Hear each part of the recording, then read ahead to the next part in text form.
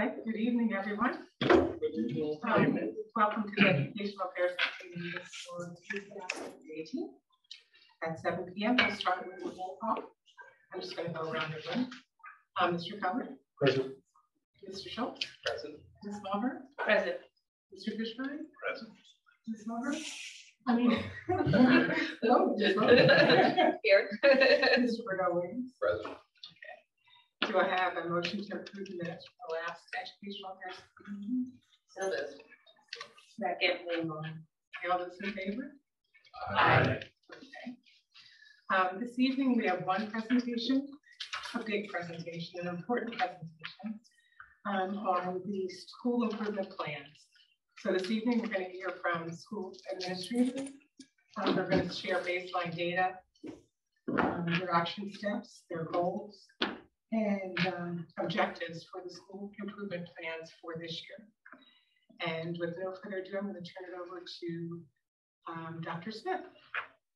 Good evening, everyone. Thank you for being here. Thank you to those who are joining us virtually. I'm not sure how many people have logged in. As Ms. Hayward stated, tonight's Ed Affairs presentation is all about school improvement planning. And as always, we start with a quick reminder of our vision and our mission statement that centers us and reminds us that all of our presentations and our work go back to the Cheltenham School District mission as well as the vision. Just as a reminder of what benchmark assessments are, because we're in the baseline point of the school year, and data at this point in the school year is very limited. Benchmark data is one of our major assessments at this point because it is still early October. We are still receiving students. Students are enrolling daily. So that's a sign that we are at the very beginning. And so in terms of benchmark assessments, the first thing that we'd like to highlight is that not only are benchmark assessments used to assess and to gain data, it is also, and for us, most importantly, it's a learning tool for our teachers, for our students, and also for our building principals. The goal of our benchmarking is to help to identify students' academic strengths and areas where they require improvement. Benchmarks aren't meant to be, have a sole focus on evaluation, but really it is about informing instruction and guiding future instruction from our teachers. Just as a point of reference, some benchmark exams may include data or include information or questions on which students have not even been taught yet, because again, it is a flexible assessment tool. It is giving teachers an idea if they should go faster, if they should slow down, or if they are at a just right speed. Just as a reminder, we started benchmarking here in the school district, Cheltenham in 2016. We have changed a couple of our benchmarking assessment devices, if you will, because we wanted to make sure, again, that we received good feedback and good information from where our students are performing. And after a few iterations, we have settled on CDTs for our 3 through 12th grade students. And we continue to use Linkit for grades 1 and 2 only because CDT is not offered in those younger grades. So what the state has done is it's focused its benchmarking assessments on the grades in which students receive standardized testing from the states, the PSSAs and the Keystones, for example. The benefits of using the CDT over using our previous assessment tool is the system and the formatting do mirror what students see for PSSA at the end of the year. So we want to make sure that what they see mirrors what they'll be expected to do in the spring. For those of us who've taken the SATs, the PSATs, or other formal assessments, we know the importance of not just knowing the content, but knowing how to take the test. So that is one of the reasons why we chose the CDT. The reporting system for the CDT is fully integrated into the SAS website. That is the website that allows our teachers to align grades, content areas, and standards to make sure that they are meeting the expectations of the state. And when I say teachers, teachers throughout the Commonwealth of Pennsylvania, this is not specific to the Cheltenham School District. The CDTs are also free. They're offered by PDE at no cost. That wasn't our primary reason for selecting CDTs, but that is a nice additional touch. The CDT is diagnostic, and therefore that data could be used to form flexible groups and also to inform our MTSS process, to inform our small group instruction, and inform our intervention period time, or win time, as we have labeled it here in the Cheltenham School District. So it allows teachers to conduct ongoing formative as well as their summative assessment at the end to determine whether or not students are making progress. Dr. Smith, can I just stop you 1 second? I know we're going to wait until the very end to ask questions. I just wanted to clarify for folks who are listening in that CDT stands for Classroom Diagnostic Tools, and SAS is Standard for Line System. I know it's on the screen, but just in case people are just listening. Thank you. This next slide is just an example of the reporting that we get from the CDT. So again, this is for grades 3 through high school. And every time we administer a CDT, we're going to get a graphic that looks like this. And we get this for both the overall performance of students. We also get this for student performance within diagnostic categories, the term that the state uses for this. So in math, there are 4 diagnostic categories. In science, there are 4 diagnostic categories. And in literature, there are 5 diagnostic categories. And so we can look at this for the overall. We can also look at this for each of those categories. The way that this is interpreted, and again, this is just a sample, just to be clear, this is not actual data from our district. This is pulled from the CDT training website. The red is essentially students performing below grade level. Green is students performing on grade level, and blue is performing above grade level. The black dotted line or dashed line represents the middle of that green category. So the state says that that line is or represents the target score that we would like our students to achieve on any of the CDTs. Each dot on the chart represents a student and their score. For each grade level and content area, we're given scale score ranges for red, green, and blue. Overall, every CDT, regardless of content, regardless of grade, is a score from 200 to 2000. What changes for the grade and the content are the ranges of the green, and therefore the red and the blue as well. You'll always see 200 is the lowest number though for red, 2000 the highest for blue. But those numbers will vary. There is also overlap. And so we may see green here for 3rd grade math at 821 to 984. Green, and we actually do have scores for 2nd grade, even though we can't assess 2nd grade using this tool. The state does show us data for students who maybe are performing below grade level in 3rd grade, and that's why we go down to a 2nd grade green band. The 821 to 984, again, may see overlap as we look at 2nd grade and 4th grade, that the, let's say 4th grade is not going to start at 985 and go up from there. So we'll see a starting score in the green range for 4th grade, somewhere between 821 and 984.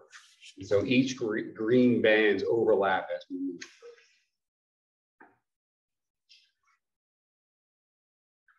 forward. Again, so everyone's clear, this is just a sample, it's not actual data for us.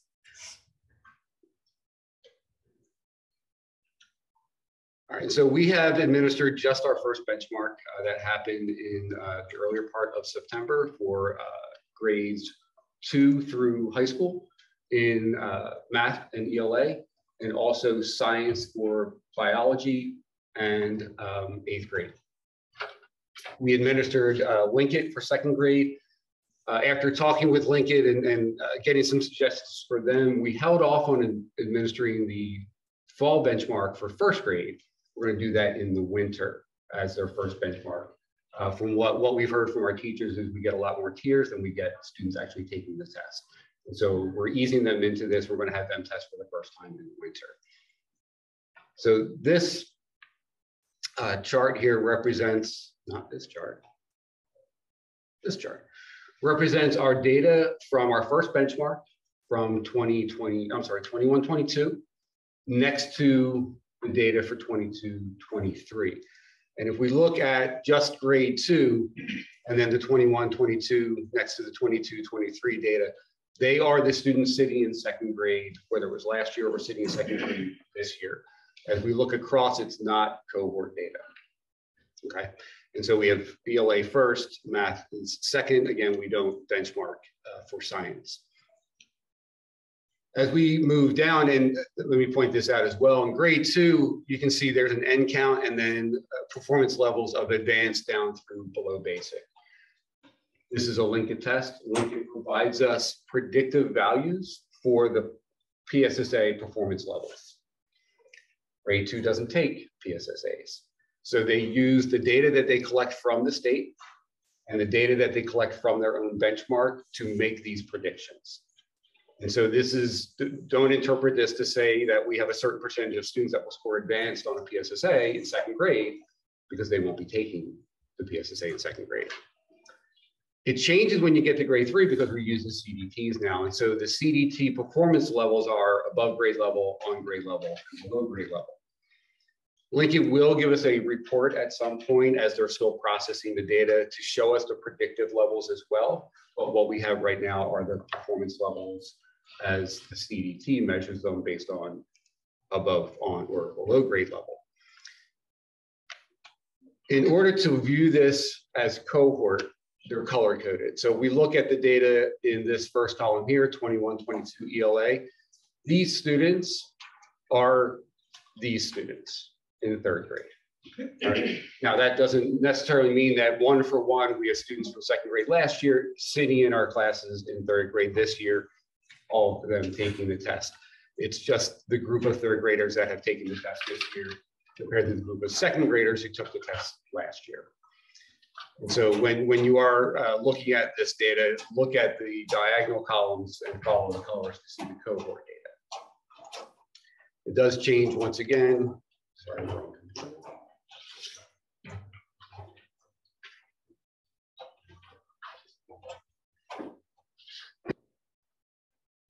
As we get down into the secondary level, things change because at the high school, our students aren't necessarily moving from a grade 8 math into an Algebra 1 class because some of those students have already taken Algebra 1. Same is true for students who are either retesting or repeating a class, or for whatever reason the schedule has them in a science class that is tested in 10th grade, but maybe they're sitting there because they're an 11th grader because they may have missed biology because they came from another school. And so the data doesn't necessarily translate as cohort data once we leave the middle school and go into the high school. So you don't see those colors translating diagonally from 8th grade into high school.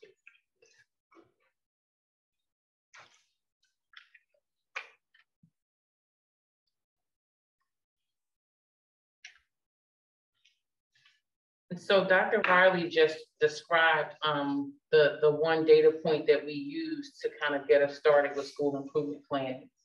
School improvement planning is the process that all of our schools have gone through to look at all of their data, benchmark data, summative data from the spring, PSSA, Keystone, teacher-made testing data, informal data that teachers take in school during classes, as well as intervention period data.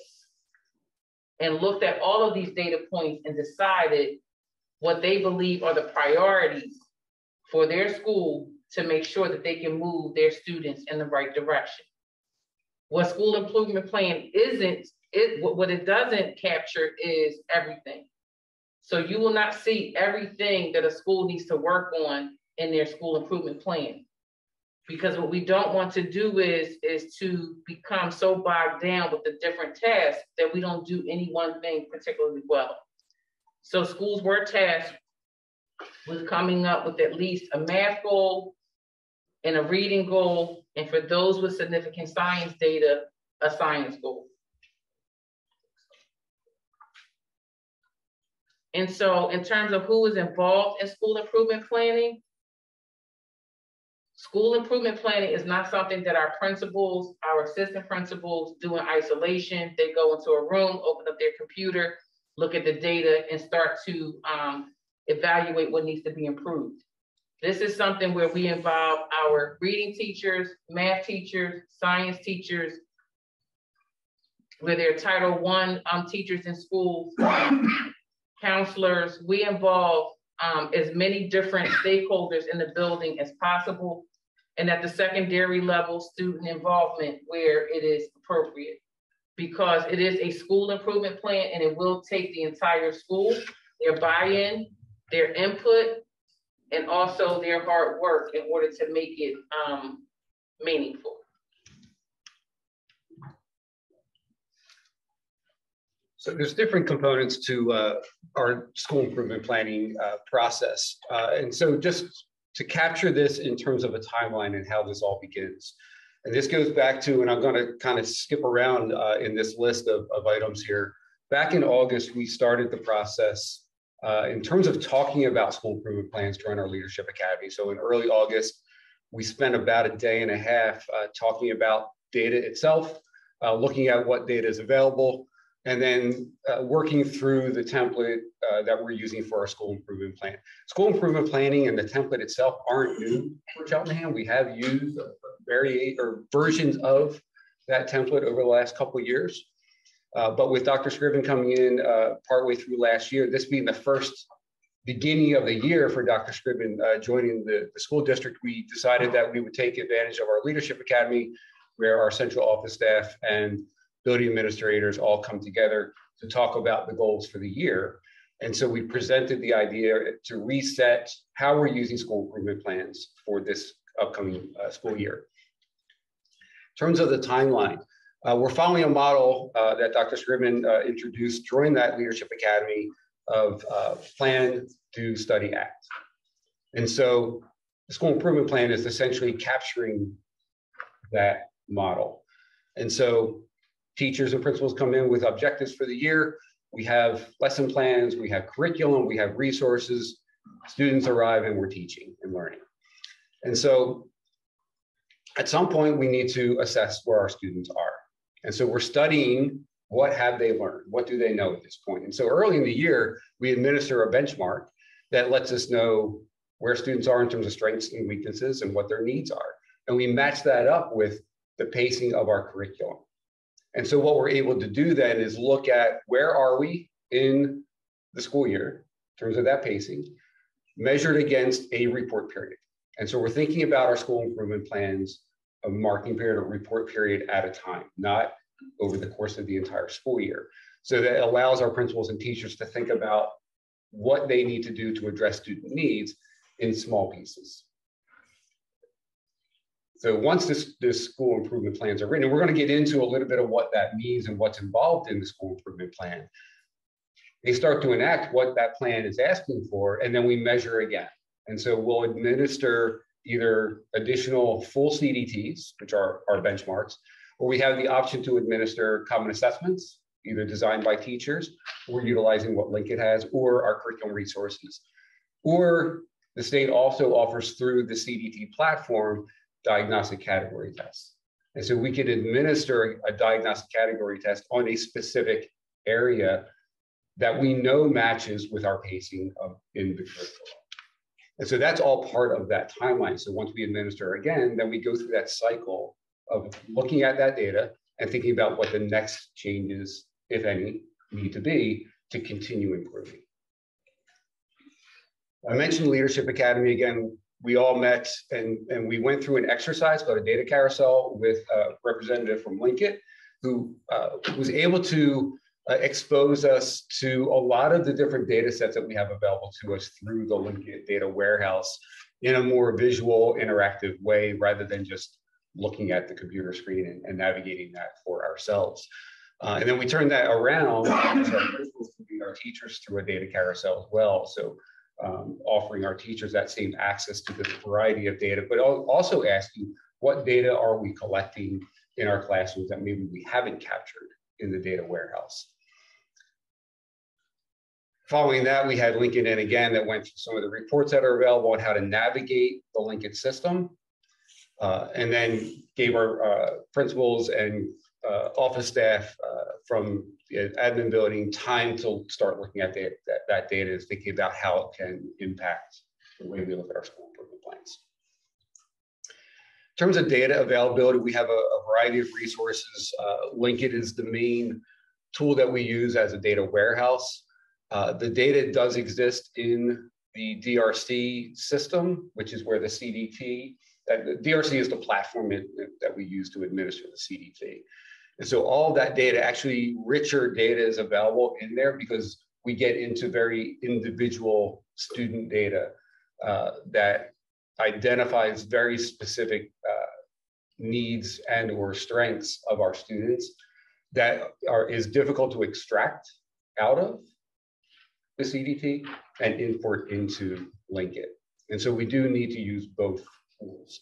In addition to that, the other data that we have available is data that teachers are collecting, whether it's their formative assessments, common assessments, that sort of thing that maybe isn't captured in Lincoln, but teachers have access to that. So teachers have access to Lincoln, they have access to CDTs, they have access to the data that they're collecting based on the assessments they're administering.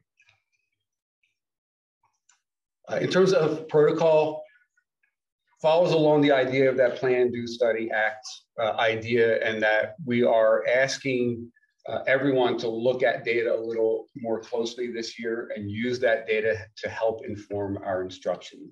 The purpose of collecting the data is simply that it's helping us recognize where our students' needs are and pinpointing targeted areas so that we can respond to that and adjust our instruction either individually or creating small groups, or if necessary, if it makes sense, whole group instruction. And so all the data tools that we have available to us help inform the instructional model that we may follow depending on what those specific instructional and learning needs are, or learning targets, I should say. And then finally, and I'll talk about this some more when we get into the template, is we've asked each principal to craft a SMART goal for each of the content areas in each of the grade levels, with the exception of science, where we just don't have a lot of data in most grade levels. And so the SMART goal is the sort of the capstone to the second phase of our school improvement plan.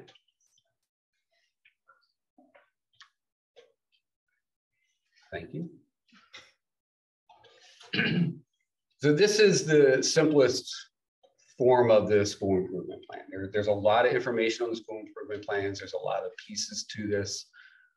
There's a lot of work that the principals went through with their teams to create these plans. And so to try to simplify this down, to share this with the larger audience, there are three phases. The first one captures the salient data, which is data particular to the needs of the students that will help us decide or make decisions around instruction. And so for the most part, we're utilizing both PSSA and or Keystone data from last year, as well as our first benchmark data. And as we move into the second iteration of school improvement plans, we'll be able to layer in either diagnostic category tests, common assessments, course grades, and or a second benchmark. The second major part of phase one is the root cause analysis. And so looking at that data, trying to identify and work with our teachers in determining what are the causes of what we're seeing in the data. And that analysis leads us to phase two, where we then start to plan for what can we do to have an impact or influence our performance levels. And so the last part, the main part of phase two is really listing out action items, who's responsible for those items, the timeline for when those items are going to be completed.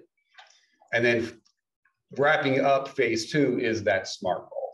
All right, and the SMART goal, again, is intended to be In terms of the T meaning time-based, is intended to be around a marking period. The idea with the SMART goals is as we layer in SMART goals over time across report periods, we end up seeing a SMART goal that goes from August to June as well, or in the high school's case, August to January, when the semester ends. The last phase is when we take a look at the plan of action, the expected outcomes, and the actual outcomes, and see is what we're planning to do and have implemented having the impact that we expected it to have.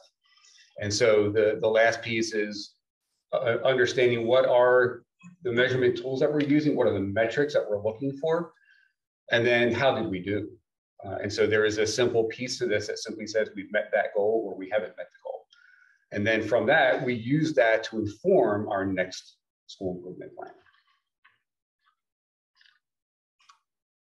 Thank you. I'll get it eventually.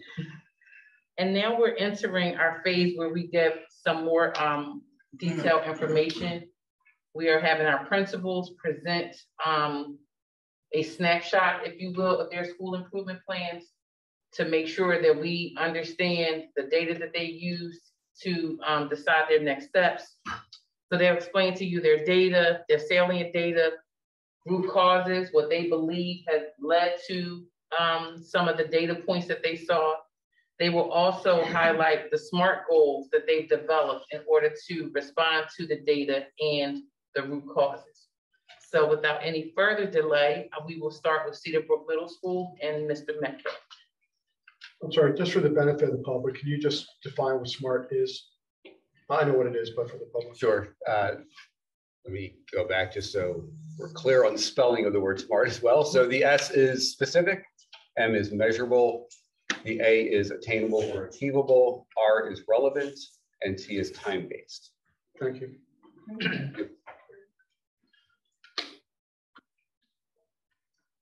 Good evening. So first thing, just so everybody is aware, because I have limited space, because I would take up like 4 slides, I just want to make sure everybody understands B stands for Black, W would be for white, SE would be special education, FR would be free and reduced, and EL would be our English learners. So looking at our data, we wanted to list out our overall scores of both our 7th and 8th grade scholars. What you don't see on this slide is we also looked at how our scholars performed last year in 6th grade. And we thought that was important because one, to see if there were any trends that kind of came through. And we did see some trends across the board when we broke it down into our standards, which you're not going to necessarily see here, but we can talk about it a little bit later when we get to the SMART goal. So some of the things that stood out for us the most when we were looking at our data. So as you see there, our benchmark data is the CDT. So it says proficient or advanced, but it's really above grade level and above grade level. And then you have our PSSAs on the other side, which are proficient and advanced. So some of the things that did stand out to us, our 2 largest demographic groups, our Black children and our white children, a huge difference, both 7th and 8th grade, just on how well they performed. And that was across the board. That was with English, with math, as well as with science.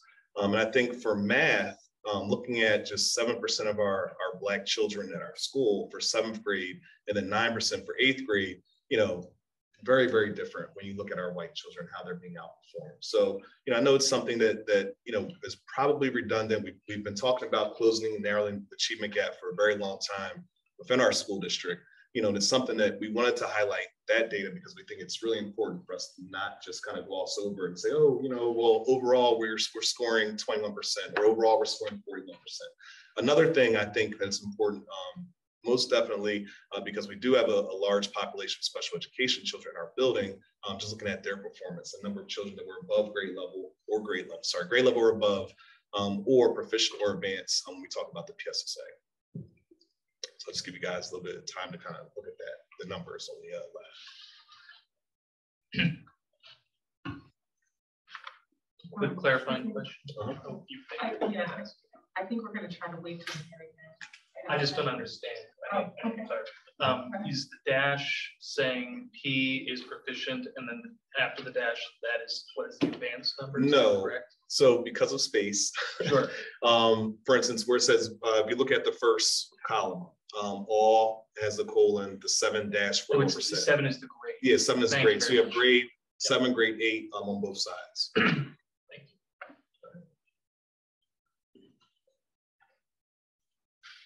you. All right, I'll move on to our root causes. I will try to give some explanation for you all, and then I know you'll have some questions afterwards, but I'll try to kind of put our root, wrap our root causes into some of the things that we're actually doing as well, just for time's sake.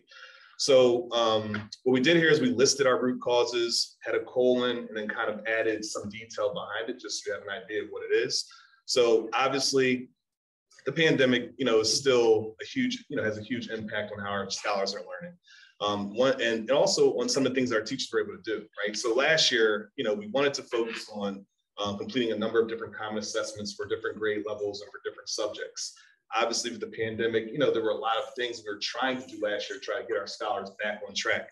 And so for English, we did not accomplish that goal of completing all of our common assessments. So it's something that we're still focused on this year, and trying to ensure that we do accomplish that, because it just gives our teachers another data point to look at and to track. Listen, okay. Yes. Can you just give a little insight on what a common? Oh, common assessment. So basically, it's an assessment that for all of our 8th grade teachers, they would give the same English, assessment some standard, and where they can then compare to see how all the children did on that standard. Right, and so all the questions are exactly the same; they're exactly identical. And then the teachers get together, they talk, they go over the data to see if they find any trends. There might be a trend that, hey, we're really weak at this standard. Like, let's talk about what we have done or haven't done, because we're seeing some something emerge from the data. And so that's what we do during our PLC time. And one of the things we do during our PLC time, for teachers to get together from the same content area for them to talk about, common assessment data. Prerequisite skill deficit. I think it's pretty understandable that if our children were behind last year just because of some of the learning that we did and what took place, whether it be online learning, some children not showing up to school, or the inconsistency of children being in class even when it was online. I think last year was a good first start for us. Trying to improve the number of skills that our children did not start off the year with. And just going back to some of the data that Dr. Riley showed, I was actually kind of happy to see that, we had maybe 1% of a child from last year to this year on the first benchmark of the same cohort of scholars that wasn't proficient, right? So it was 34% last year. This year, they started off on the first benchmark at 33, or I think it was 35 and 34. So, it's definitely promise for us because it means maybe we didn't have such a huge summer slide, and we're looking to just build on that. And that's not on here. So if you're looking that was on a couple, like 10 slides back, but it's just something that stood out to me. So our academic seminar classes. So when we talk about our special education scholars, some of the things we were doing last year, trying to, support our scholars around their IEP goals, trying to support our scholars with support and performing well in the classroom. Some of the things that we have to continue to look at is if we have scholars that have a number of different supports in place, right? They might have a learning disability in a subject area or 2 subject areas. They might have a need for executive functioning. So that takes up a lot of opportunity for our children to then get some of the supports that maybe our general ed students are getting around when it comes to WIN classes. And so I know this year we did change some things on what's happening in our academic seminar classes, where we are going to be giving them more focus on what the state says they need for their grade level in order to be, seen as, grade level students. And so that's something that we're changing this year, but I thought it was important for us to note because we do see such a trend of our special education population not performing well on both the benchmark as well as the PSSA. Small group support in our class and during WIN. So last year we did want to focus on small group instruction in the classroom, but I think maybe we weren't as clear with our teachers last year as we are this year. And so a lot of their small group support was on like work groups, right? How do I, make sure that because you're struggling with completing this work, I just have you here in front of me to complete the work. And so it wasn't necessarily standard based. It wasn't necessarily, hey, we're going to reteach this skill, this standard, this topic. And so this year we've been really intentional on focusing on targeted skills versus, hey, just pull a small group. And then on top of that, how are you pulling your small group, right? So are you utilizing data to pull a small group? And so those are things we're holding our teachers accountable for and working with them to look at like what type of data are you using as well to pull them in when you're pulling them in for a small group.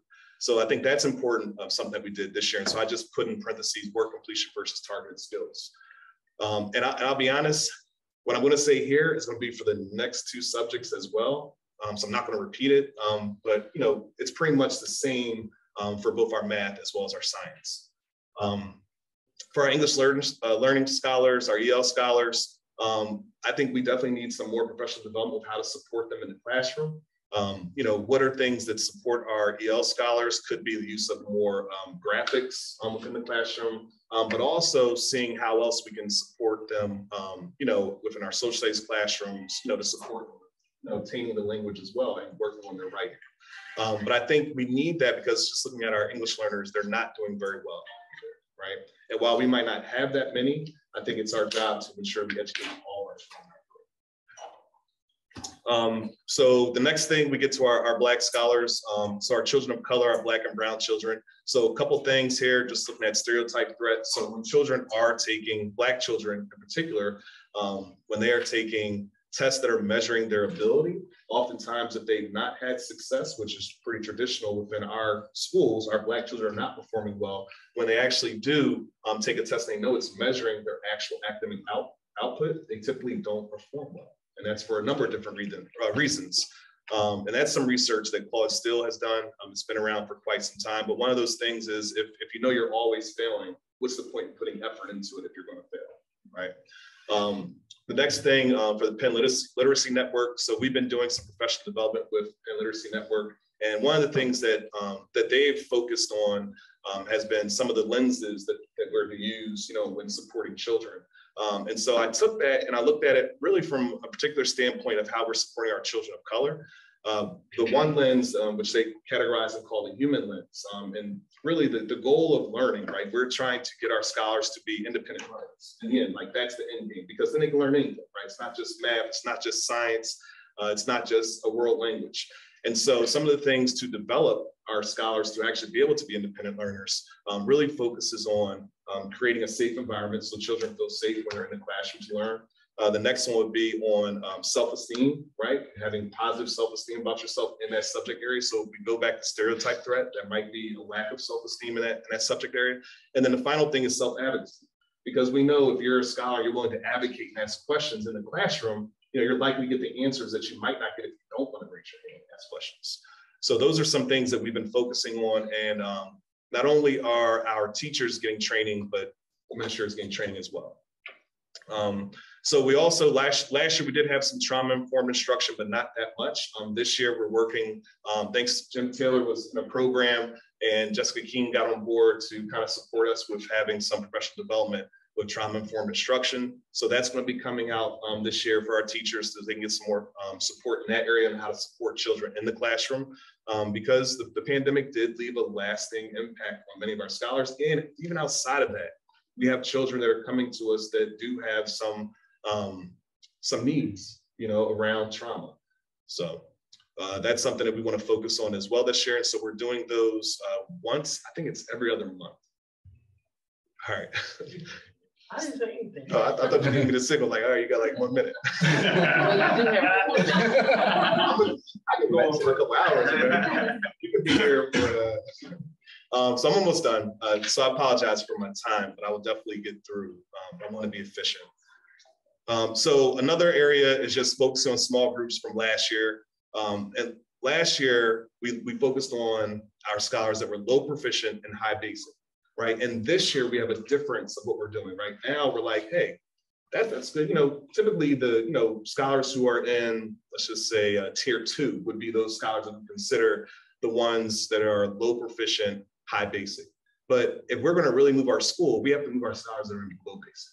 Right? The basic scholars, like the tier 2 is going to take care of those upper level kids. It's going to also take care of low proficient, but if we want to move our school, we have to focus on the low basic. And so some of the things we did this year, we're still focusing on that tier 2 group, but looking at our scholars and our very bottom, we've also been pulling them down this year for small group instruction. And just in addition to that, again, they're focusing on targeted skills. Another thing that we did this year, just the timing of our beginning interventions, we started earlier, much earlier than we did last year.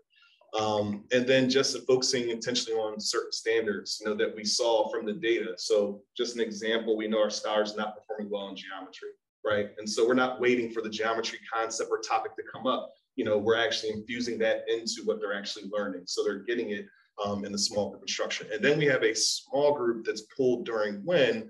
And so we have about, for math, 7th and 8th grade, probably close to 80 kids for both math and English, in which they're being pulled out in a group of like 8, and they're getting that direct instruction with the, a math or English teacher, around those skills. And then in our intervention classes, they're getting, so if our math teacher is doing intervention, they're actually teaching the scholars a small group instruction lesson as well. And just the last thing for root causes and some of the things we did last year, the way our intervention went, it was like we had a math teacher, English teacher, a science teacher, but then we had a number of different teachers in between that were kind of focused on and supporting the children of IXL. So this year we went away from that model, and we have like just one teacher that's doing that IXL in between, so they can develop rapport, develop relationship. And I think that's going to, hopefully provide some success for us. Because it is difficult if an art teacher comes in and they're not really sure what's going on. They're trying to support children. And so providing that consistency, in someone that can support them a little bit differently, I think is important. Our SMART goals, we listed the actual standards and each of the SMART goals that we were focusing on. If you want me to read them for you, I can, but our overall goal is for both our benchmarks as well as with our PSSAs to reduce the number of scholars that are below basic by at least 10%. So we're no longer talking about, increasing proficiency. We're now talking about how do we reduce our below basic, because we feel that in the long run, whether it be in 7th grade, 8th grade, 9th grade, or 10th grade, we can reduce our below basic. We're setting our district up for better success. Thank you, Mr. Metcalf. Dr. Smith, I know we talked about getting to the very end, but there's so much content in these presentations. Can we just stop after each presentation and see if there's any burning questions? Okay, I'd like to do that because I think there's a lot of information. So I'm going to ask the board if there's any burning questions you have about this presentation. Otherwise, we'll continue on. I have 2. One is, what is the PLN, social emotional needs? Penn Literacy Network is professional we're doing. Yeah. And the social emotional needs was just the looking at it through the human lens. Right. The other question I have is there a way to assess students who are not testing because they don't test well? They know the content, but they just don't do well when they do. And how are they being supported? So that's a good question. So one of the things that we were going to do this year, but I think it's just timing of things, children who didn't test well, we did do it with some. We grabbed them and said, listen, we talked to them about it. You didn't perform well, like what's going on, have a conversation with them, and we make them retest. Okay. So we've done that to some children, with some children, but we also wanted to check their stress level because some children just have anxiety. It's just, no matter what we do, that's probably going to be their performance. And so how do we assess them differently? Well, because that's more of a standardized test, it's measuring their ability overall, we're going to then look at a common assessment that might be a little smaller, more contained. They're doing it with their peers in their class, where they might be able to raise their hand, have a clarifying question or something with the teacher, and it makes them feel more comfortable. One of the reasons I asked is I know some kids don't test well, and particularly one of my daughters, I put her in a coaching class that taught her confidence skills when she was testing and how to calm herself so that she wasn't overwhelmed. And it improved her test taking abilities exponentially. Right. Yeah, and so we talked about with the Penn Literacy Network, the human lens. Right. And that talks about the self-advocacy, building up the self-esteem, feeling like you're in a safe environment. So those are things we definitely are trying to focus on and support. But I'll tell you this, one other thing I did not mention is that one of our goals is to ensure we're putting the data in the hands of our children. And so data walls are something that we're really working on right now. And we just, in one of our team meetings today, we were talking about like creating a protocol and how our scholars then go look at their own data, right? But in addition to that, our plan before November is here, we're going to try to get it done before November, is to actually have an assembly where we share all of our data with our children, You know, I think that's important because we need to see, you know, our, like who we are and what we are. You know? Thank you. Very brief, and I don't know, it may come up at some point as well, but referencing the 10% reduction, just 10 percentage points or 10% nominally, right? So if it's like 52 right now, are we talking 10% of that number? Are we saying Yes. 52 to the 42? We're 10% of the number. Okay. Yeah. Okay, so if it's 52, we're talking like 5.2% as a. Yeah, and if the data doesn't work out that way, then we're going to say it the other way. That's what I wanted to ask. That's what I wanted to ask. I'll wait until evaluation. I wanted to just to clarify. I have one quick question about Black scholars and the stereotype, right? The root cause, have you determined whether that's internal, external, or both? And if so, will it be professional development that would help produce any external? Well, so I think the only part that I want to focus on in school would be, I guess, the internal, right? What's happening with our teachers, that's the part we control the most with our children. Part of it, though, like developing that self-confidence is actually also creating a sense of pride, right? And so I think when Black children see their numbers, like, 25%, like you're kind of looking at it like, I know we can do better than that. I think after that, it's the conversations that come, with our children, to kind of motivate them and help them understand, like, this is not our best. It's not what, we can do better than this. It's not what we can do, and so I think it's important after we show the data and go through the data that we have those conversations, and I've been trying to think about how to do it where, it's very delicate, right? You don't want to offend certain children, but at the same time, you want people to know, like, look, I know we can do better, and so that's going to be the difficult dance, but it's something that has to be done. And, we're ready to do it. So. Thank you. Any other board questions? I can't see the. Well, that was actually my question. We get copies of these because the slide shows that we unfortunately got this point. Correct. I think we had to get permission to get to the baseline data. So when this is posted, well, I think there was a couple of slides that he presented. We didn't have that. Yeah, Board Docs has the current version. It does. Okay. All right. Thank you. Sorry. I just didn't have to go down. Okay. Thank you. Thank you, Mr. Thank you.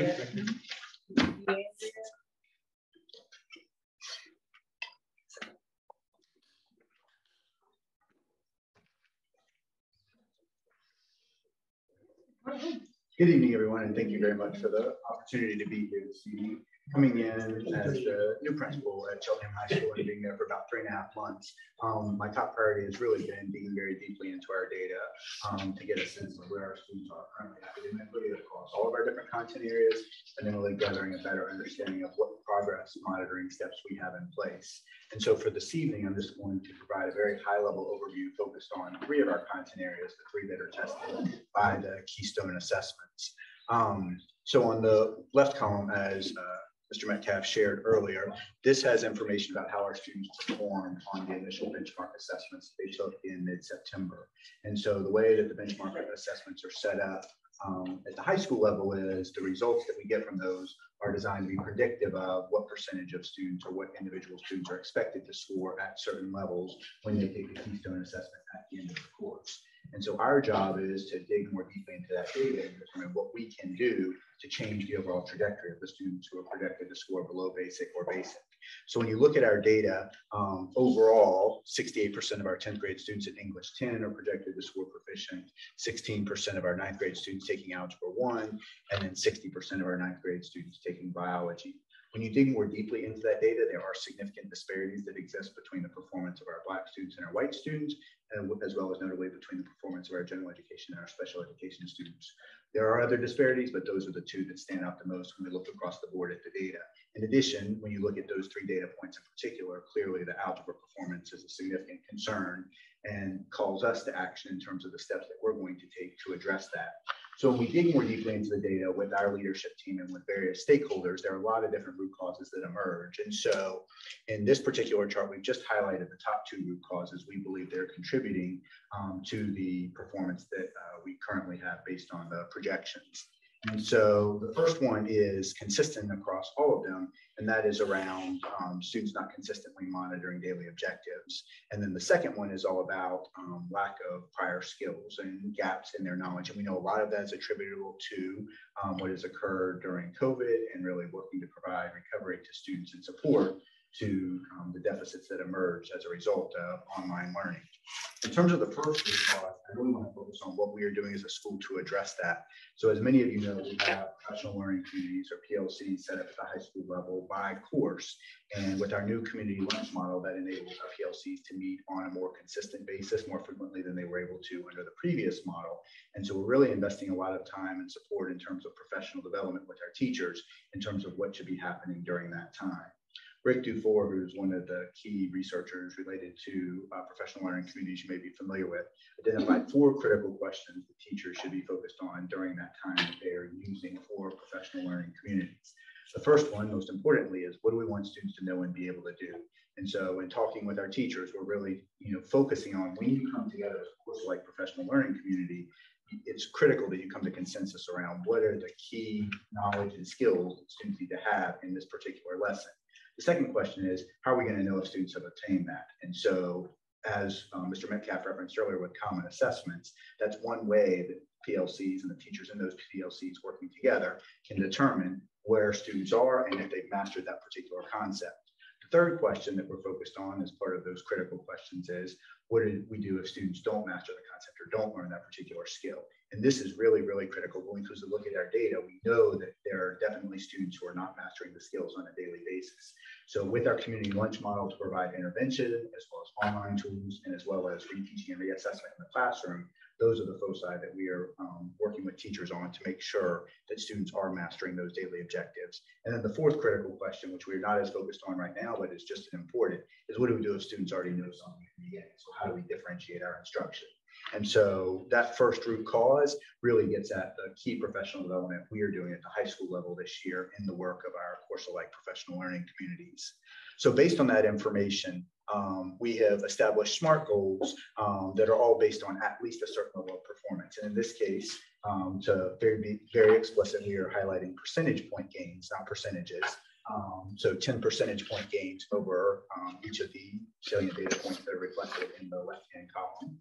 And with algebra in particular, we are obviously aspiring to do much higher than 26% proficient or higher, but that's at a minimum. And so I will also highlight with algebra in particular, we are working very closely with the Office of Education to collaborate on how we best support our students that are in algebra first semester and what we can do to help fill in the gaps that we may have developed during the period that students were out of school and participating in online learning.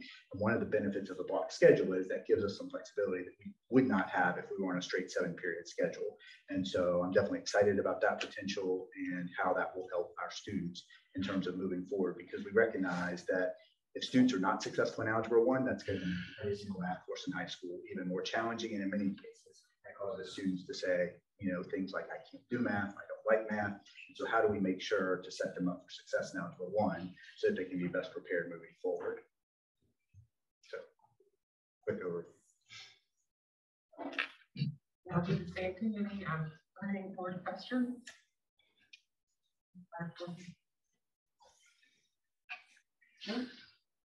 I have one. So Andrea, I know that your data is not disaggregated on the screen. So when you're talking about the movement of the 10 percentage points of algebra and in English, is that for all students or at every level? For all students as well as disaggregated for all of our student groups. Okay. And may I interject, since we're taking questions here, all school plans have disaggregated data for each of the content areas. Even if they're not reflected on the slides, the principals took different approaches to how they portrayed their data on the slides, but every school improvement plan has disaggregated data. All set. And whenever we look at our data, we always disaggregate the data, look at performance by student group, because that's so critical when we think about, you know, I've talked a lot to our staff about the concept of equity. And so not just equity in terms of the outcomes that we're focused on here, but how do we achieve equity in terms of access as well. Thank you. Any other board questions? I can't see if there's anybody on Zoom. Yes. Is Zachary on? No, that's okay. I was just wondering if he was participating.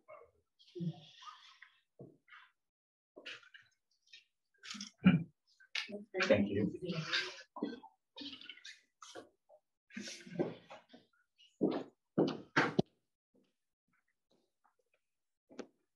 Hello, everybody. How are you? EP, can you believe it? It looks good on you. Oh, thank you. Thank you.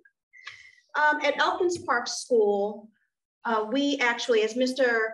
Riley showed a slide earlier of what that CDT graph looked like with the red, the blue, well, the red, the green, and the blue. So when we looked at our data, when I looked at it with our team, we really were looking at those students that many of them were slightly in the green, but they could go either way between going down and going up. And so looking at this first trimester, we're really looking and focusing on those students that were that we felt were in a situation where they could really move up with some coaching and with some additional supports. So when we looked at the standards, we selected informational text and key ideas and details because our students overall were scoring below proficiency in that area. But then again, when we're looking at the CDT, it's like they weren't really instructed in that area yet because the CDT is measuring skills that our students are projected to be able to know and be able to do. So they're not quite there yet, but we think we're going to get them there. And so when we looked at our standards, we selected the key ideas and details because currently 24 to 37% of our 5th graders and 6th grade PSSA focuses on informational text and reading. So it's a very large chunk of the assessment.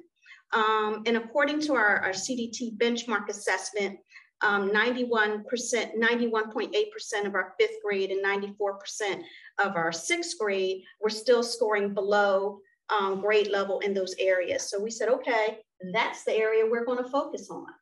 Now, when discussing that with our staff, there were several reasons that people felt that our students were not as strong in certain areas. And what I think as an Elkins Park staff, they work very hard. So what I want to try to instill is some systems so that they are working smarter because they are definitely already working hard. And so in looking at the system, so for example, when looking at the overall and reading our key ideas and details, we're looking at informational text and TDAs or text-dependent analysis are one of those areas that our students tend to truly struggle on in giving information and ideas regarding that particular area. And so what I've discussed with the teachers is let's scale it back, let's scaffold it a bit. And let's understand where the students are having the struggle. Where does it start? What we're finding is that the students are able to understand the text and the concepts, but they don't understand what the questions are asking of them. And so when you're asking the questions in different ways, that's when we're kind of trying to figure out where the struggle is coming from. So when we're getting together in our PLC groups, not only are our teachers, the content teachers in PLCs, but my expressive arts teachers are in PLCs and the academic specialists are in PLCs. And when I meet with all of them, I want to know, how are you going to support our students with key ideas and details within your particular subject area. And so I have gym teachers and art teachers talking about scope and velocity and, mentioning kind of integrating certain vocabulary concepts within their everyday function, trying to make the vocabulary authentic to the student's understanding. And I do morning announcements every day, and I'm infusing various vocabulary within my announcements. So then if we're all using these words in various ways throughout the school day, throughout the school week, we're hoping that our students are kind of growing and extending their own vocabulary knowledge as well, because we're seeing that vocabulary and understanding is where they're falling short. So when we're looking at, root causes, I actually met with the staff and I asked them, what are some things that you feel are root causes for why this is occurring with our students? And, they gave me a lot. But what I found is that it was just, if there was one 5th grade teacher and another 5th grade teacher right next door, they may not have been teaching the content the same way. When they were testing, they were not necessarily giving the same assessments. When they were retesting, they were not necessarily doing their retest the same way. There was not a particular standard or system of expectation of how progress was being measured in that way. So now in our PLCs, that is all changed, right? And so when I'm looking at where my goals are that I'm being held accountable for, I then share our goals and our scores with the entire school. After we did that, then I shared the goals with that team. So then the team understood how well their students were doing as a team. What we're in the process of doing now is meeting with each teacher and discussing with each teacher their most recent benchmark scores and what those scores look like for their individual classrooms. The teachers are sharing that individual classroom data with the whole class, and then they're meeting with individual students and then sharing with those students how they're doing. So everybody is drilling down and looking at data. The students are looking at their data in 2 different ways, and they're actually charting and writing their own data. And they actually are, some of them are proud of themselves. Some of them are like, oh man, I gotta do better. But it's just having those conversations so that kids see where they are. And when they know that we're gonna look at it and have a conversation with them about it, they still wanna please. And so as far as our SMART goal for reading, we're still looking at that middle of the green student. We are, not only are we doing the PLCs and we're looking at our mapping our own data and getting data in the hands of teachers and students, but we also have a after school math and after school reading, where the areas that are being focused on and the students that are being selected for those after school groups are students that we're trying to target within the data. So that's another way that we're also trying to provide more time on task with those students that we feel are going to give us the most movement. And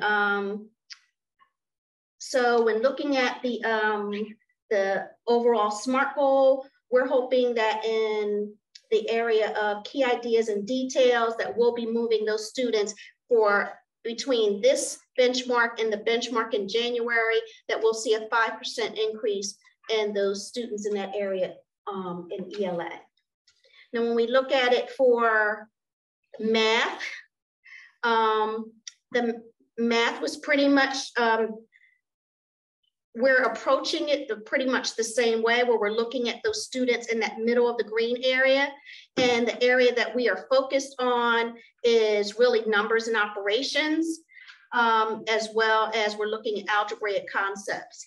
Now, currently in our WIN groups, we have focus areas. So now everyone during their WIN period, we have some teachers focused on the reading areas. We have others focused on the math areas. We're doing some creative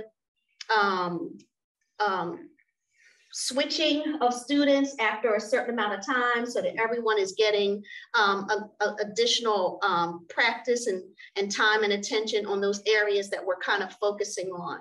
Now, another thing I'd be remiss if I didn't mention, I have one of the root causes when I really talked with staff, and they talked about interrupted PLC time. We haven't had that at all this year, but they really felt strongly that the interrupted PLC time and lack, the time that they didn't have to collaborate to actually align themselves. When I asked them, like, why is everybody doing something different? And they said, well, we just didn't have the time to meet to align what we were doing. I said, well, why didn't you have that time? And they said it was because of coverages and people being pulled and some staffing issues and that sort of thing from last year. And so we're trying to get on top of that. It is a challenge. I want to tell you, the staffing situation is truly a challenge. However, we're really trying to focus some importance on PLCs. I think it's extremely valuable that teachers have an opportunity to meet and grow and collaborate with each other. And I don't want them working in isolation. I want them working as a group. And I am looking at their overall data as a group. I want them to function as a community, not only in these academic realm, but behaviorally as well. When there is a student who is not acting appropriately, we do not wait for that teacher of that student to respond. If we are a true community, anyone in that community should feel comfortable in approaching that student. And so we're just trying to create a new culture as it relates to everyone kind of, being part of that village. And I think that's it. If you have any questions. Thank you. Thank you. Any questions from the board?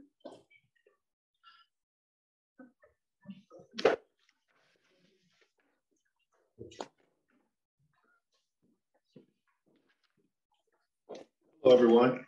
Hi. I'm very excited to talk to you about the great things that are happening at Myers.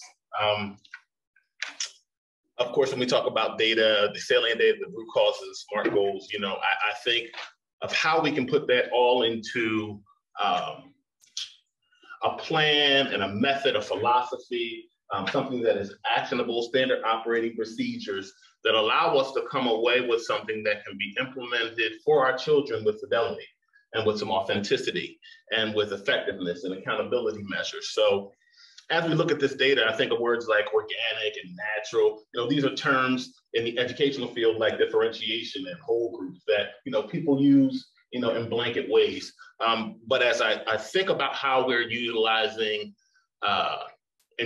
different teaching and learning techniques, and then having a collective and holistic community approach to how we teach our children, I'm very excited. We always talk about feelings at Myers and how things feel, but I'm glad that the data is starting to support some of the things that we hope will bring about those desired outcomes. We always say that the main thing is to keep the main thing the main thing. That's not mine, that's Covey. So what is the main thing? And how can I get us all as a team to focus on what that main thing is while disaggregating data, using best practice, collaborating. There's a lot of steps that have to go along with that in order to get the outcomes we want. So with that being our starting point, I say how happy I am with our teachers and our staff and our students at Myers. I can't say it enough. When we look at our data, looking at this is very daunting. And I think I start off by saying that because when a teacher has 20 students in their classroom and they have a set of data, and I tell them to break down who's doing well, who's doing poorly, who's doing excellent, you have to look at it at a manner in which we can use that data in a useful way.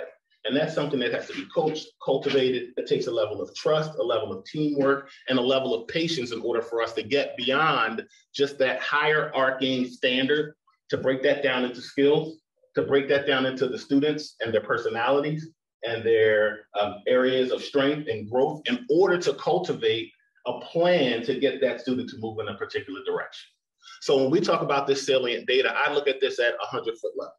I know that the CDT is just a diagnostic tool. When I say diagnostic, meaning it's not to measure how my school is doing over well, it's to measure what the teacher can do in order to, it's a roadmap, to give the teacher the tools that they need and the information that they need in order to create a plan that's specific to the students that are in those classrooms, whether it be remediation, enrichment, extension. The data is to be used that way. So as Dr. Riley said, when we think about the CDT diagnostic and we talk about ELA, there's probably 5 categories: vocabulary, craft structure, informational text, craft structure, literary text, information key ideas for informational text, information key ideas for literary text. And for math, we have algebraic thinking, geometry, numbers operations. All those are big, huge silos. I can't teach that to a child. I can't teach numbers and operations and make a lesson on numbers and operations and help you get all of the skills, the strategies, the tools, the concepts, the understanding in that large piece of information and help you move that way.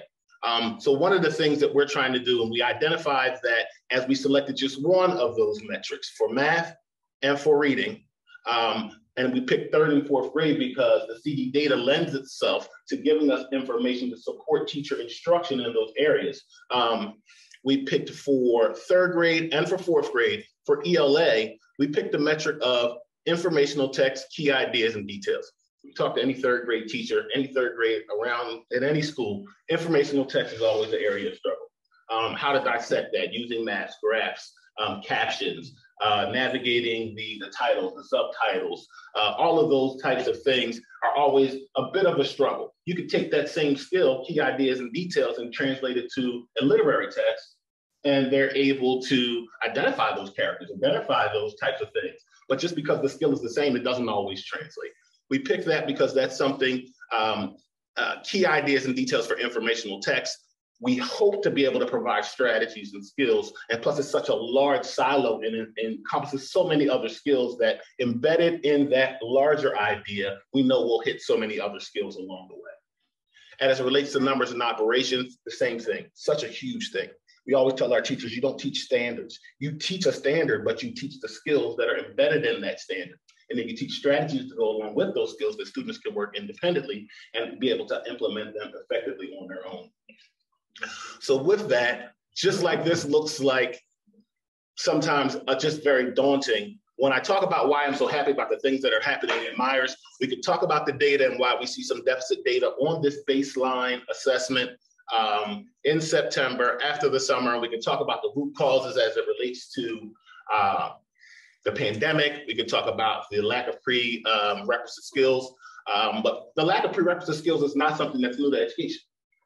Students come to school at all different levels, and that's been something that's been happening throughout education. So yes, we see deficits here. And yes, we have targeted areas of growth for all students in our demographic. But I think the point that I'm trying to make is there are some basic things that go along with teaching in a productive manner that will address all groups across the spectrum. A saying says, good church doesn't have to take all day, right? And while teaching is rocket science, there are some basic things that you can implement that we are doing at our school with fidelity. And when I say fidelity, I don't mean in a way that I'm going to catch you and get you if you don't do it. I mean in a way that we have buy-in, so that we understand what we have to do. I feel comfortable and I understand how to do it. I know I'm doing the right thing. I don't have to guess. And some of those things I want to talk about because they're related to our SMART goal, all right? So we can break it into 3 areas. One, a lot of my colleagues already discussed. We teach not the standard, but we teach with the standard in mind, meaning we take that standard, we break that standard into chewable objectives, and those objectives are then broken into skills, and then I teach you a strategy to be able to accomplish those skills. Now, you might have that skill, so I might need to extend, I might need to enrich, I might need to remediate, but everybody can't get the same thing. So when we talk about those catchphrases like differentiation, I'm so proud of my staff because of the way we are approaching the data and the way that we are coming up with a common language, common belief, and how to implement using data in a manner that is commonplace at Myers, where it's not overwhelming, it's not necessarily daunting, it does require work and intentionality, but when we say small group instruction, we mean small group instruction. So, so when we talk about teaching to the standard or teaching the standard in the know and do format, meaning I'm going to take that standard, break it into an objective, identify the skills that are embedded along with the academic vocabulary. We can go down, down, and down. But the objective is written in a know and do format. I want you to know this in order to do this. And that's very important so that kids can say, we go home and I ask my child every day, what did you learn in school today? You know, well, I learned how to do this in order to do this, or I learned how to use this prerequisite skill in order to build upon it and go in this direction. So our primary pillar, as we talk about our SMART goal and how we're going to accomplish it, is knowing where we're going, taking the standard, breaking it into objectives, knowing the skills that are embedded, and then identifying what prerequisite skills that particular kid needs in order to get to that objective. I use the analogy in our PLC today. If you go to an optometrist and you look in the waiting room, everybody in that waiting room probably needs glasses. It's probably, you can 100%. But everybody doesn't need the same prescription.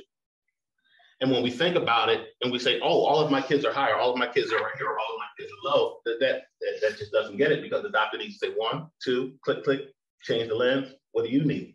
So we have really gotten a great sense of buy-in from our teachers, where it is commonplace for us to have small group instruction daily in every classroom during the literacy, math block, and during WIN. And that allows the teacher to create a flexible schedule, which allows for the kids who are excelling in certain skills to do so, the kids that need a remediation to receive that, and the kids that need enrichment to receive that. And we, along with that standard-based instruction and that small group instruction is that next pillar. Some of the conversations, there's certain things that principals, you won't say you like to hear, but you really like to hear. You act like you're it's okay. Like someone says, oh, I like your watch. I say, oh, thank you. But then you go home and like, I know my watch is pretty good. The conversations that I hear where teachers just say, hey, we've looked at the data as a grade team and we want to just ask you, is it okay that we notice that certain kids are struggling with the same skill, but they're in different classrooms? Can we group them together? And I'm like, oh yeah, sure. Like, hey, you came to me with that idea. Like, that's my idea, but it's your idea. Or a meeting we had today where we're talking about two things: standard-based instruction, breaking that down, and now we're talking about differentiation and small group instruction. I don't want you to think I'm right. Teacher said, yeah, most of the kids in my classrooms are at level B, but I recognize they don't need the same thing. So the understanding that all kids that might be at the same reading level still have different things that they need, and that lends us to flexible grouping. Just because both you and I are reading at a level B doesn't mean that the small group instruction that we need is the same. So what we're able to do, and this is coming the way I want it to flow, the river's flowing towards me, instead of me pushing the river that direction, where teachers are able to look at the data, such as a next steps guided reading assessment, which lets the kids know where they are as relates to their reading level. Kindergarten, you want to go from maybe a PR to a D, first grade D to like an H or an I, and then I, and then second grade it goes so forth and so on. In that classroom of 20 kids, you might have 5 kids there at R and I, but that group of I kids is not going to be together the same group every time, every skill. How can it possibly be that they need the same skill as the skills change throughout the year? So as we talk about that, and I talk about why I'm so happy and why there's a buy-in, because there's not only an individual understanding of how to use that data to drive small group instruction, but there's a collective grade level understanding. And I always say I want to get a tattoo that says standard-based instruction, small group instruction, and gradual release of responsibility. And that's why I say it. I can't say it enough. That's all I say. So when we talk about our SMART goal, the last thing that we are doing school-wide is we want to release responsibility from learning from the teacher to the child. The stand and deliver that we all received when we were in school it's antiquated. Because we are no longer just teaching content, but we're teaching kids. And if we're going to move the children, just like Mr. Metcalf said, just like Mr. DeAndrea said, and Dr. Clark said, there needs to be an intentionality about ownership. We've already crossed the hurdle at Myers where a special education student is still a regular education student's responsibility. And the ELL student, like Mr. Metcalf said, there's a holistic approach to supporting that student. So that when I talk about student growth, everybody comes to the table. But when we talk about gradual release, the student is at that table as well. So we do a lot of celebrations about growth, not achievement, but growth, because we all start at different places. So standard-based instruction, small group instruction, and now we're talking about just that overall mindset of releasing responsibility of the learning to the child, and that child knowing that they can do it. We're going to celebrate their growth, their effort, and that they have a role as learners, whether kindergarten all the way up to 4th grade, and what happens in that classroom. So those 3 pillars have allowed us to take what might have been the mission of one person, and then it became the mission of the teachers, and now it's the mission of the students, and it's the mission of the students and the families. And we've been able to see great progress, not just in the outcomes, but as Mr. Metcalf said, we're thinking vertically, not just horizontally, as we talk about moving student outcomes. Some of our students are at a deficit of over 2 years. It's not the first time a child has been below more than 2 years. But if we think about the work that we're doing collectively as principals, as we look at our horizontal alignment, as we look at data and how we look at that data to teach children who are unique in their own right, and recognizing that everyone doesn't mean the same thing, and then giving them the responsibility as learners, those 3 prongs are allowing us to come to a SMART goal such as this, where we are going to say, hey, related to numbers and operations, we want to see growth of 12 to 14%. And the numbers and operations, we selected that because there is quite a deficit in both grades. Excuse me. I think I flipped the 2 on the bottom side. Forgive me. As we talk about math, we're talking about information and key details on the top. We see 43% of students were scoring above, and that's great. But let's talk about the 57% that were below. And of that, more than 54% of them were more than 1 grade below. And we can look at those areas of opportunity that are going to present themselves on any initial baseline assessment as you begin the year. But I believe with the systems that are not just at Myers, but in the other schools, and how we're looking at data holistically, the different ways in which we are being given tools to analyze data, the teacher coaching, the walkthroughs, the feedback that we're able to give teachers on a consistent basis, and the confidence that the students and the teachers are starting to have as it relates to how to move kids, the outcomes will come along with that. Not just in a horizontal fashion, just in the 3rd grade or a 4th grade year, but as we move vertically from K through 12. Thank you. Do we have any board questions? Just one comment. Go ahead. You've never been to my church.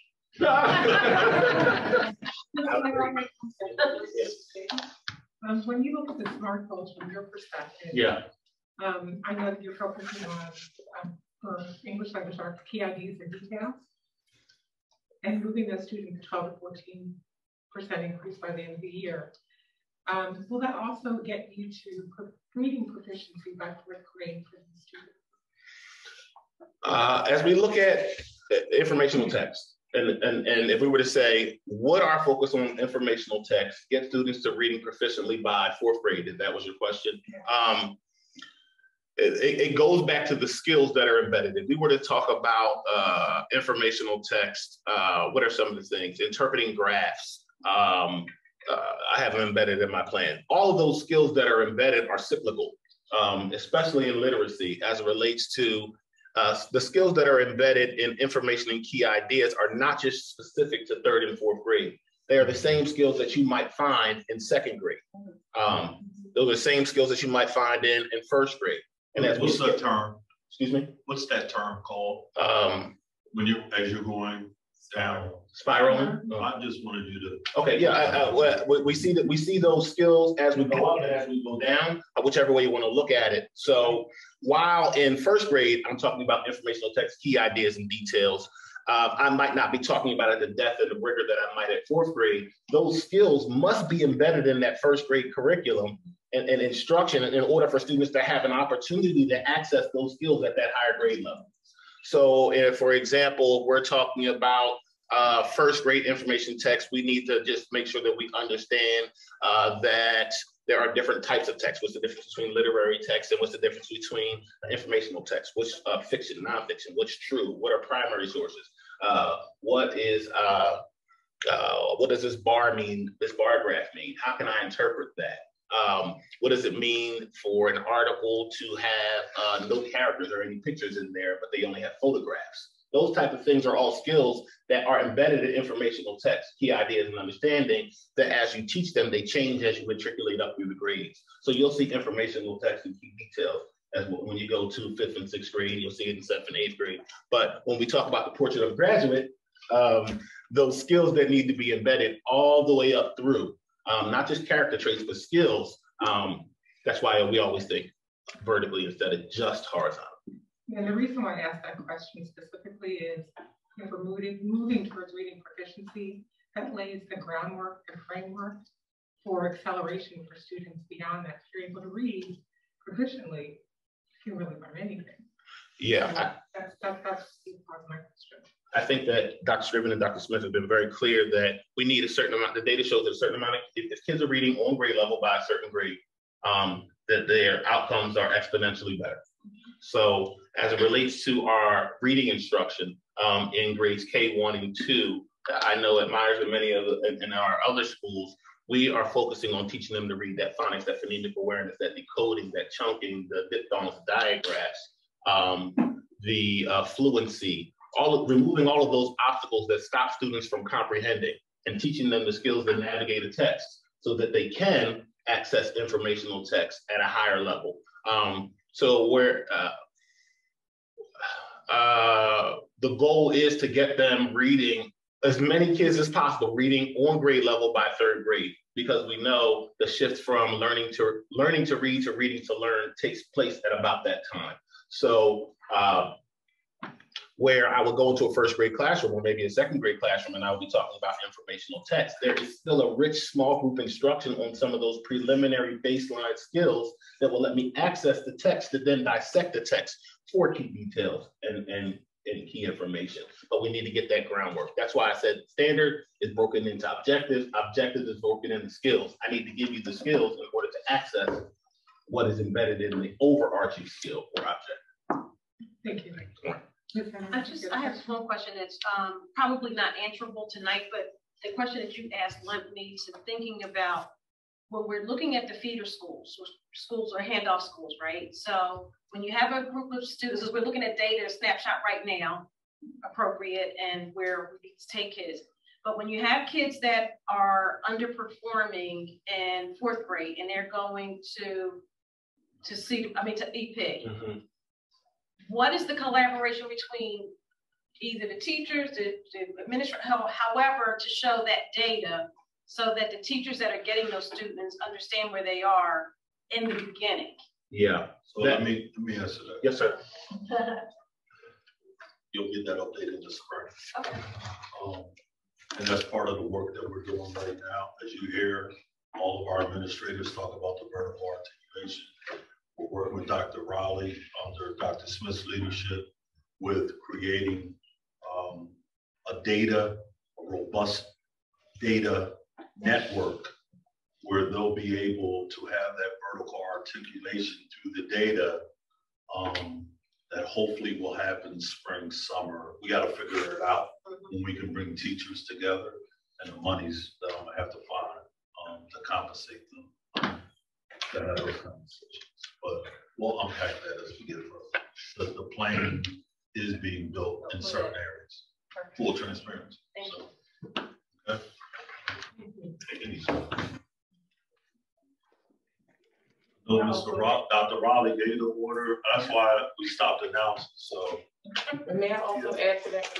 I just want to make sure that we're also that we also make it clear that our data management warehouse system also gives everyone access to all the student data, but it doesn't give that qualitative background and context that we know that they need. We did make some time this past school year and the previous school year for teachers to have that cross articulation. We really were able to do it during the pandemic year when we were all virtual. That was probably the year we had the most cross articulation between grades and teachers talking about students coming up through the ranks.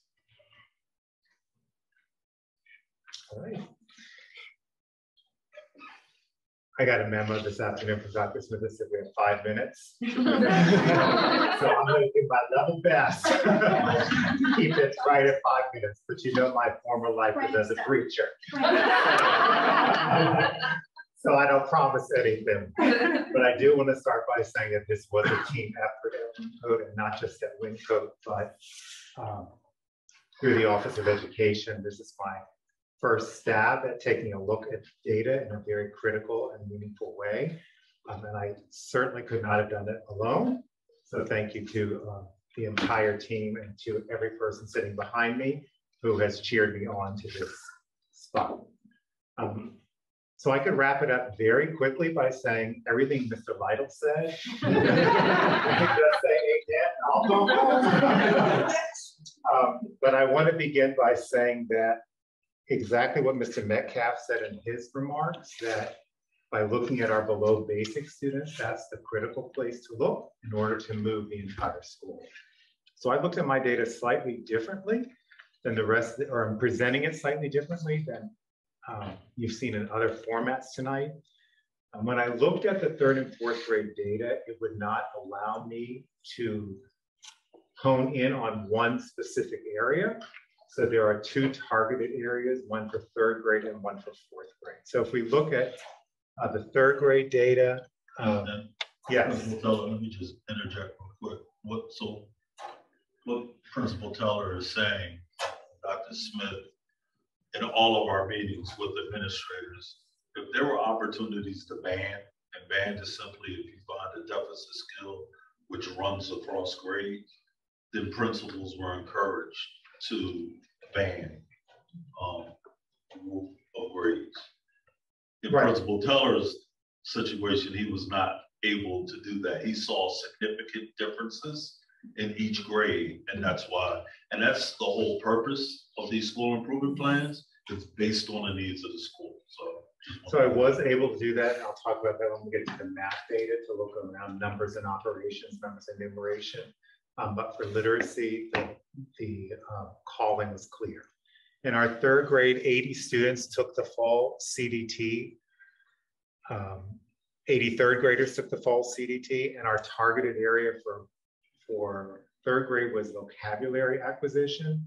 Of those 80 students, though, overall, 39 of those students, so these are specific student numbers, scored below basic, in the below basic band around vocabulary acquisition, which certainly got my attention.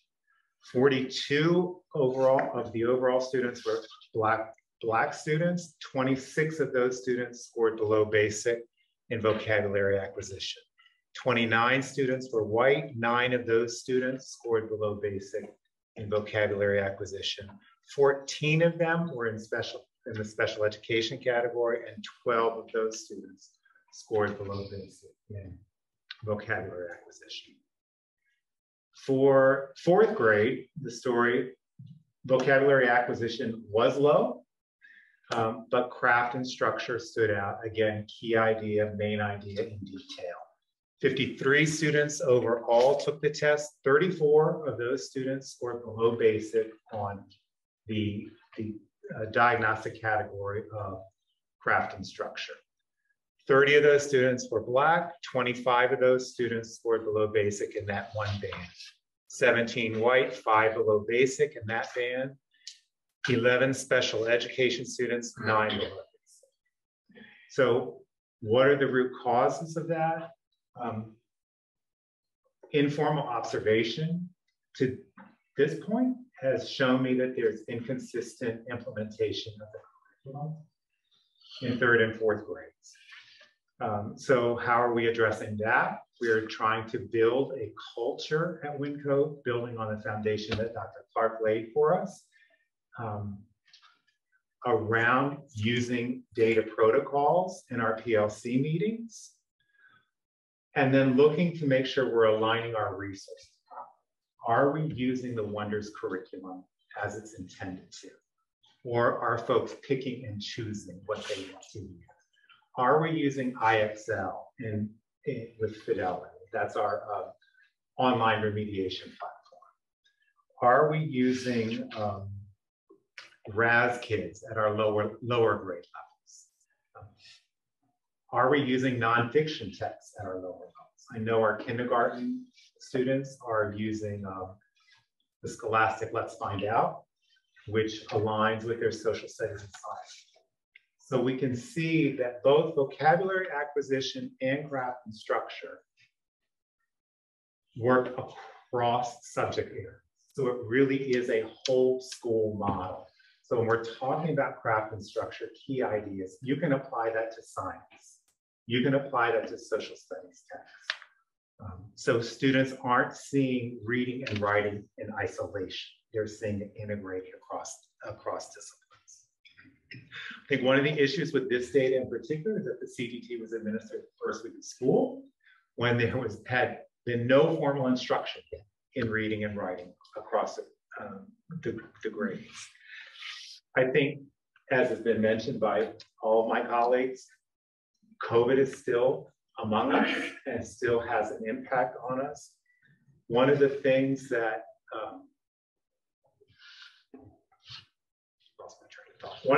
data tells us is that there's a story, there's a child behind every data point. WinCode has spent a lot of time built into the schedule, a chunk of time for social emotional learning, to really get behind the story and begin to address what you're bringing in your invisible backpack to school. I'm beginning to wonder if that chunk of time is too much, and if we could begin to look at how we structure our day so that we do address SEL, but also increase instructional time or remediation time during our WIN periods. I'm also looking at how our WIN period operates, and to begin that culture that I'm envious. I've heard at Elkins Park and I've heard at Myers that there is this collective ownership of students rather than these are my kids and I don't want to give them up to Mr. Cohen because he might screw them up. I want to keep them in control. I want the control of my students, but begin to disband those silos and to begin to work collaboratively. And then also, what is the role of our specialists? If we're looking at a school-wide improvement plan, our specialists can't be seen, our music, art, library, gym, they can't be seen as being a separate entity, right? And so when we talk about vocabulary, and Dr. Clark alluded to this, how are they integrating academic language in their content areas, beginning at kindergarten? You know, is there a word of the week that every kindergarten is going to learn that's related to music or that's related to art? So they have more exposure to words and language. And then also looking at the strategies that we're being refreshed on. There are things that teachers already know of best practices around the Penn Literacy Network, but being able to go into classrooms with that critical lens for observations and walkthroughs, and to have informed conversation with them about how are you using the data and how are you using what you've learned from professional development to inform your practice.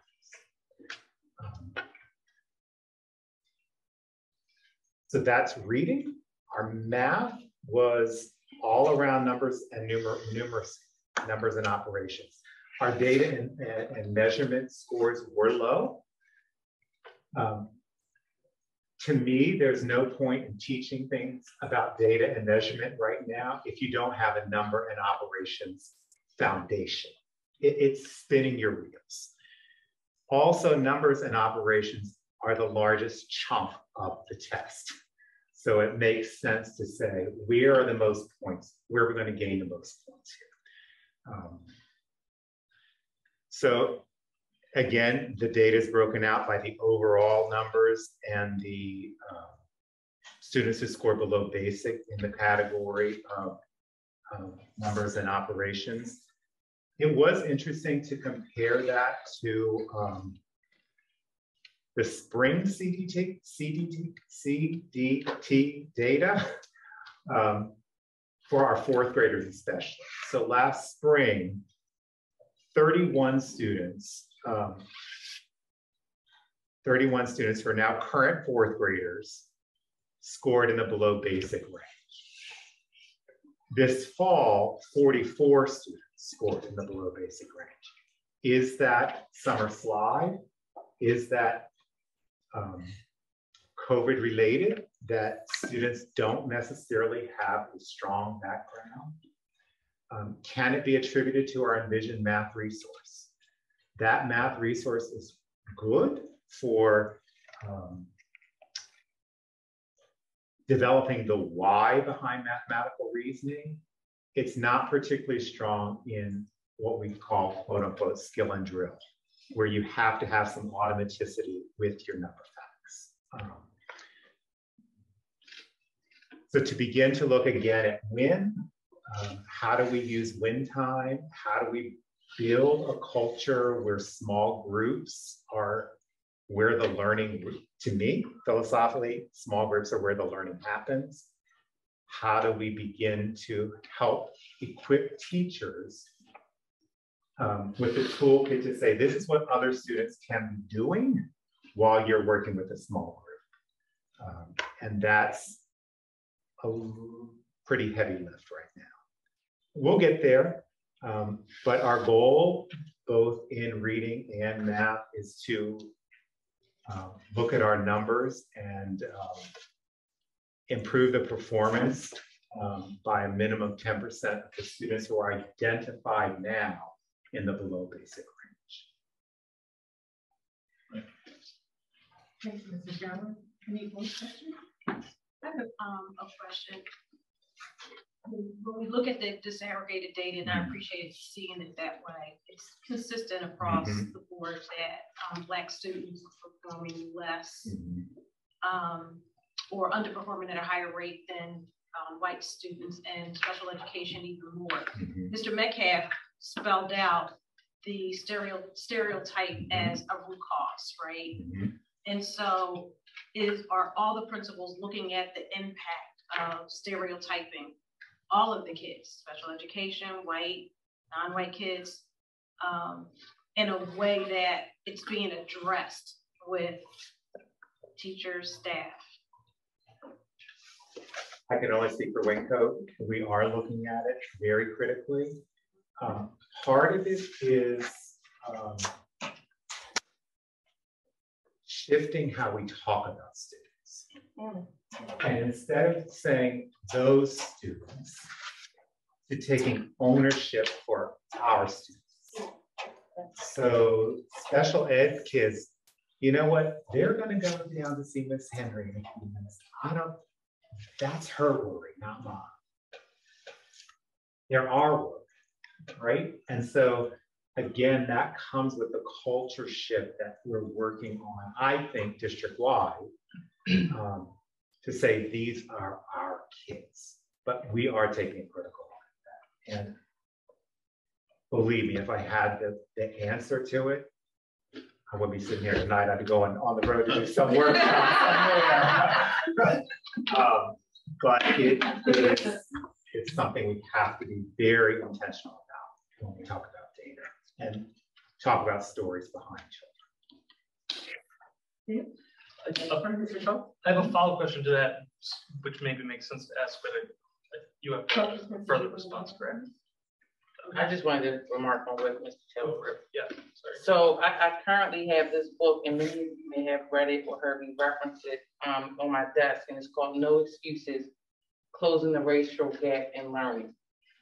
It was printed and published in 2003. When you open up the book, the introductory chapter, the first two paragraphs are about Cedar Brook Middle School in Shelby. And exactly what we're talking about tonight, the reporters who visited Cedar Brook for this book saw exactly what we saw, what we're speaking of. So I just want to put that out there. It's in a book is on my desk if anyone wants to read it or see it. The very first two paragraphs of the introductory chapter are about the Cedar Brook Middle School. And that was 2001 and it's 2022. And we're having the same conversation. So I think the question begs of not the what, but the how. how are we going to move forward? This has been an issue for quite some time, and it's documented and it's been written about, and we've been talking about it. We need to actually start to really make some movement. And I can say under Dr. Scrivens' leadership, I hear the movement, the action steps, this is how we're going to get there. And that makes me feel very hopeful. Exactly. Yeah, I want to just connect that dot to Dr. Smith's point. For the principles that you've heard from thus far, the one way of really moving that is that they're drilling down to the teacher and having very specific conversations around data and those students that are represented in their classrooms. And that's, I'm real careful, because I don't want to speak on what has or hasn't happened. I'm just saying, I hear that in the room as something that is going to address potentially the implicit biases, because all of those conversations are, what are the barriers and what are we going to do to still move those students who are not where they need to be? Okay. So, I wanted to, what Mr. Metcalf pointed out in terms of some of the racial root cause, some of the root cause data around the racial disparities, which I wonder how much those are built up over the years to point through once they get to Cedar, once a student gets to Cedar Brook, they have kind of developed those sort of I can't do it mentalities or whatever. I forget the terms a lot of that, but they were great. And they may not have been developed by kindergarten, for instance, right? It's sort of every year.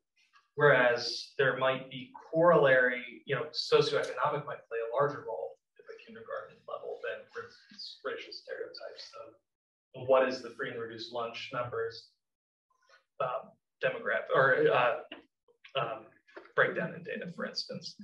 And how do those, so there's 2 points or 2 concepts I wanted to, I don't think it's a question, but maybe, what are the tools that are around for making sure that students are getting what they need at the elementary level in terms of additional supports, things that maybe, one student may have been able to come in already reading, one student may not have, and is there, when you break down by race or socioeconomic status, is there predictive things there, or not predict, you know what I'm trying to say, trends. But then the other side is for those things that are built through our schools, it's hard to measure the thing that is creating root cause by 7th grade. It's hard to measure how much we are developing that, but it's really important to address. So in other words, if we are creating we are creating circumstances where students are learning to fake themselves out, it's hard for us to detect that through a standardized test in 3rd grade. Because the standardized test in 3rd grade is measuring their skill aptitude. Can we be aware of the root causes in 6th and 7th grade in the as we're developing our climate and culture in elementary school and practices in elementary school to challenge those? Let me just jump in real quick. Through the data and through Linkit, there's early warning indicators. Going all the way back to 1st grade, there's predictors based on data that can tell you a student's trajectory. That's something that we're starting to address now, and Dr. Smith and her team are working. That's why that MTSS is so important as well. We recognize, we know the what. It's us getting to the point where we're implementing with our fidelity that we want to. Dr. Smith. I just wanted to add 2 things. One, you mentioned SES. When we had Dr. Ford come to the district around 2017 from Vanderbilt University, she showed us some very salient data, and that's still a presentation that's available, that shows that middle-class Black students in this district perform lower than poor white children in this district. So that kind of takes us almost back to race when we look at it that way. The other thing I wanted to share is we started a practice about 3 or 4 years ago where we collect these D and F reports at the high school in terms of grades. And we look at students who aren't doing well, and then we do a backtrack, well, how long have they been with us? And a lot of these children have been with us since kindergarten.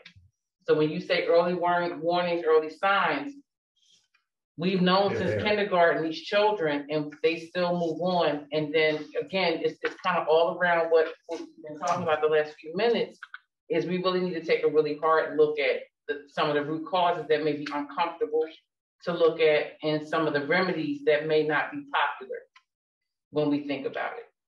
Thank you. And I think the bottom line, thank you, very well taken. And it's sort of the PBIS side of things is maybe kind of what I'm trying to understand. They're not in SMART, like haven't been so far SMART goals related to PBIS outcomes, which I understand.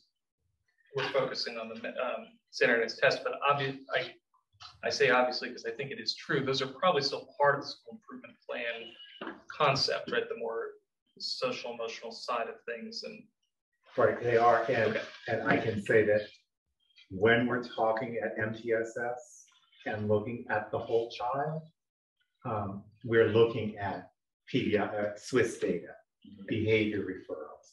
We're looking at attendance data. We're looking at does Jim Taylor go to the nurse every time the teacher says it's time for that?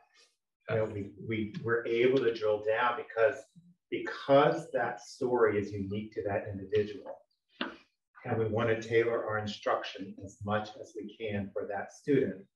We need to know what's operating in that student. So yes, we do look at PBI. MTSS is the multi-tiered system. Right. Yeah.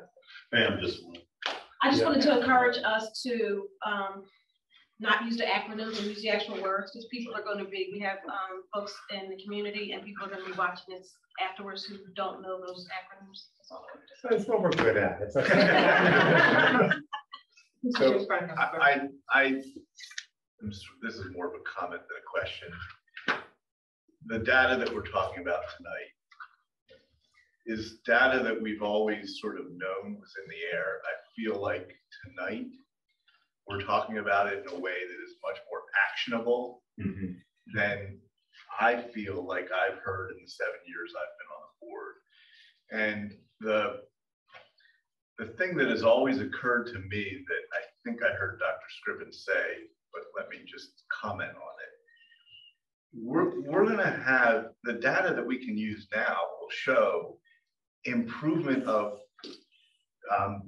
differentiated students, of disaggregated data about the student body before each teacher in elementary school, before each teacher throughout the district.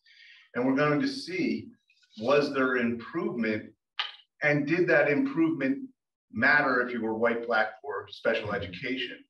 Do some teachers do better with black kids than white kids? Do some teachers do better with special education kids?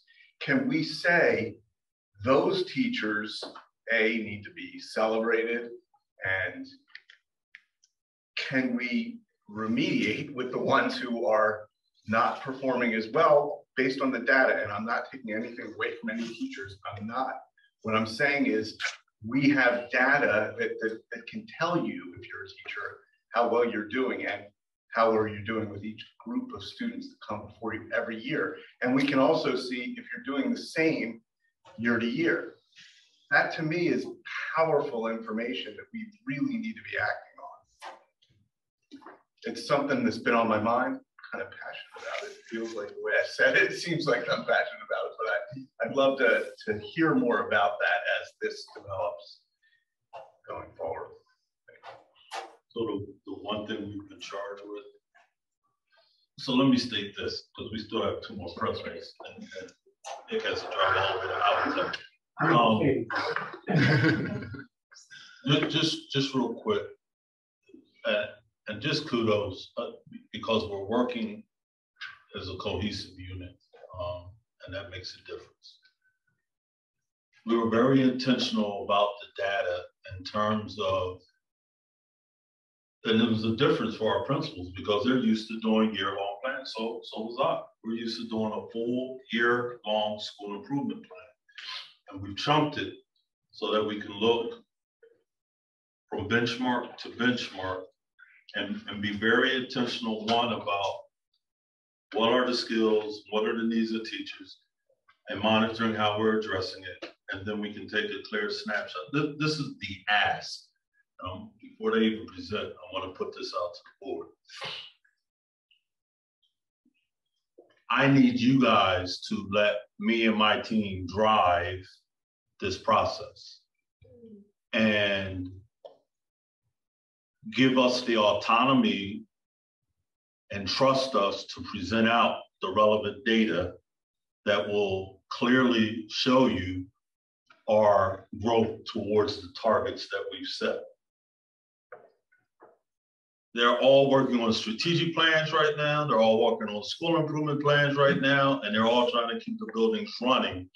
I don't want multiple meetings because of requests outside of what I'm trying to drive as superintendent with my team.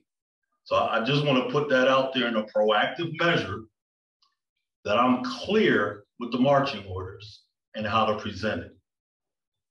Because I know that through Ed Affairs, the ask can keep coming. That's why we put out a year-long plan. If I need to make adjustments with the team, I will recognize and acknowledge, but we will make sure that you have what you need as a board to clearly know how we're doing towards meeting our targets, especially as we finalize the strategic plan. So just want to put that out there because I've been hearing some rumbling, and I need them to be able to stay focused, because they take this seriously, and I think you can hear that tonight. So I'm not going to go off on a tangent, but the time, I got to keep them focused on doing work. I was not making a specific. No, Mr. Fishbein, not to you, sir. Okay. I said to our board, to my board, to my bosses. That's a collective. Nothing to do with your remark. Okay. 14 to 10. 14 to 10. Yes. I still record up. I don't know who was next. Mr. Perez. Thank you. Thank you, sir.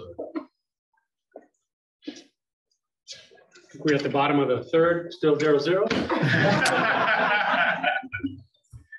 you. All right. Good evening, everyone. As I'm going through, I'm crossing out things that have been addressed. So hopefully you'll see a much shorter presentation because a lot of folks behind me stole my thunder. But as you can see, it's interesting listening to all the presentations, and we did not do any of this together as far as the elementary goes, as far as looking at our data.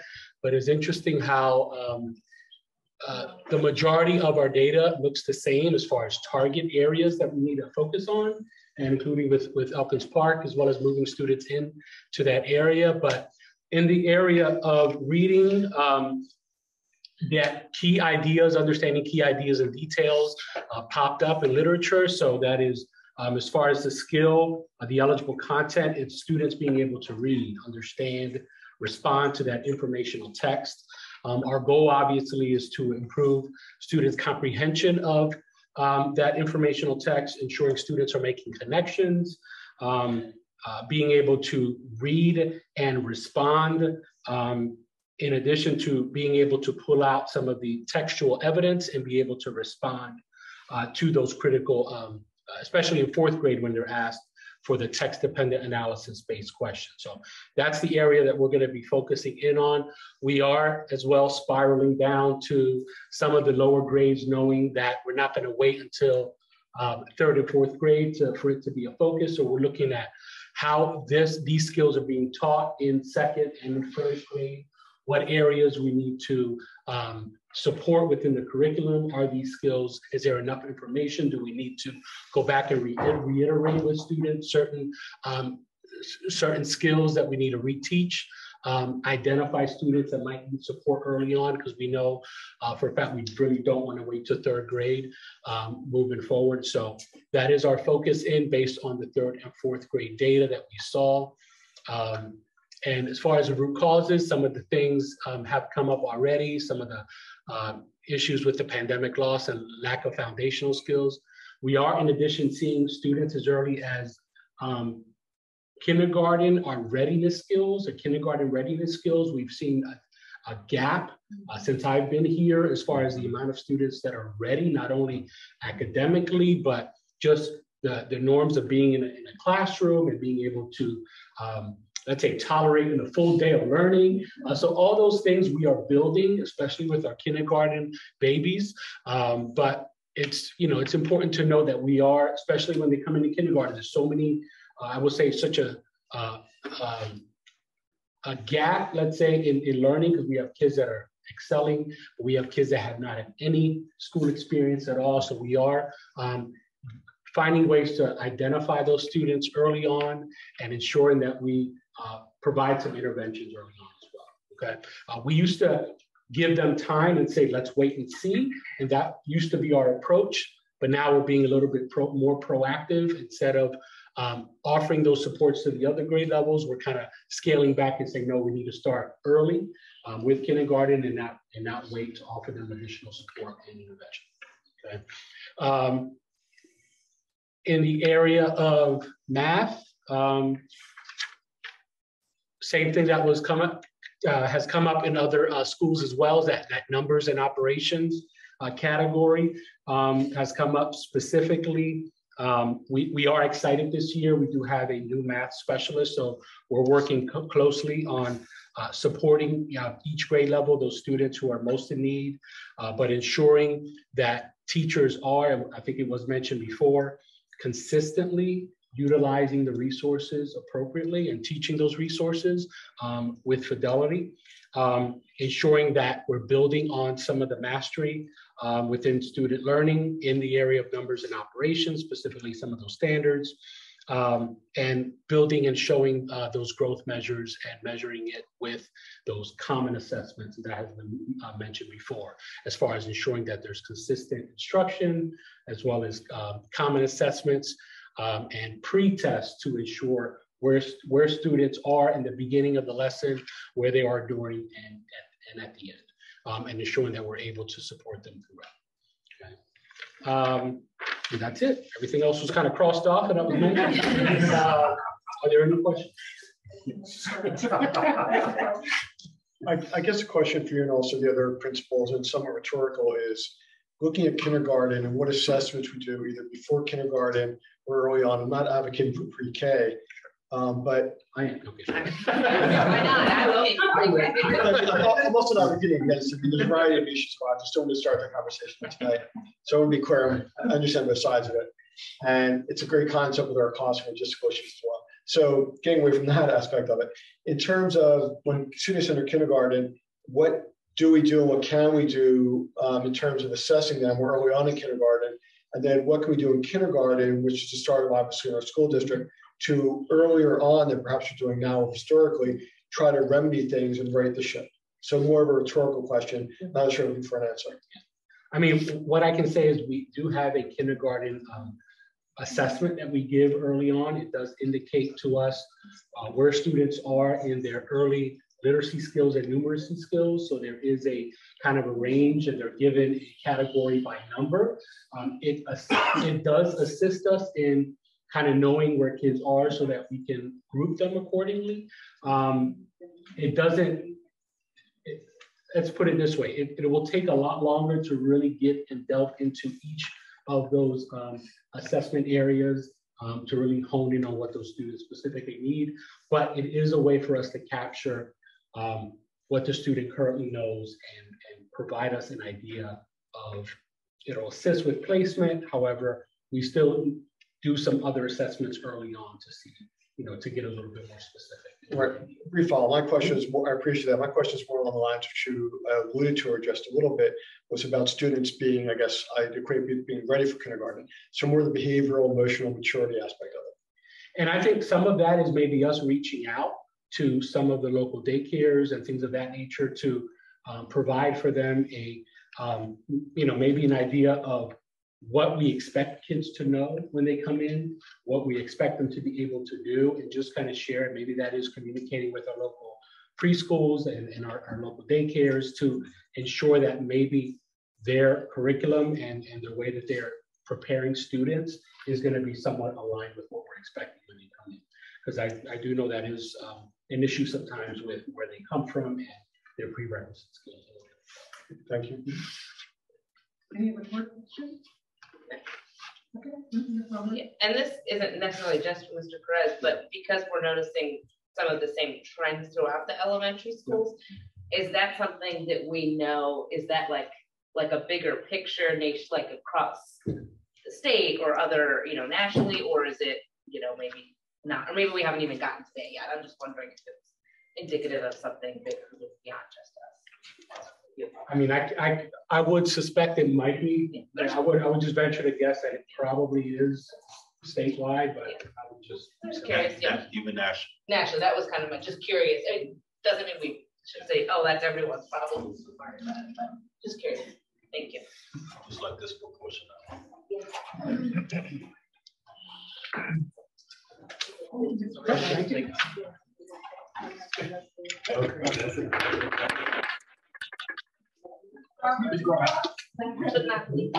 Good evening, everyone.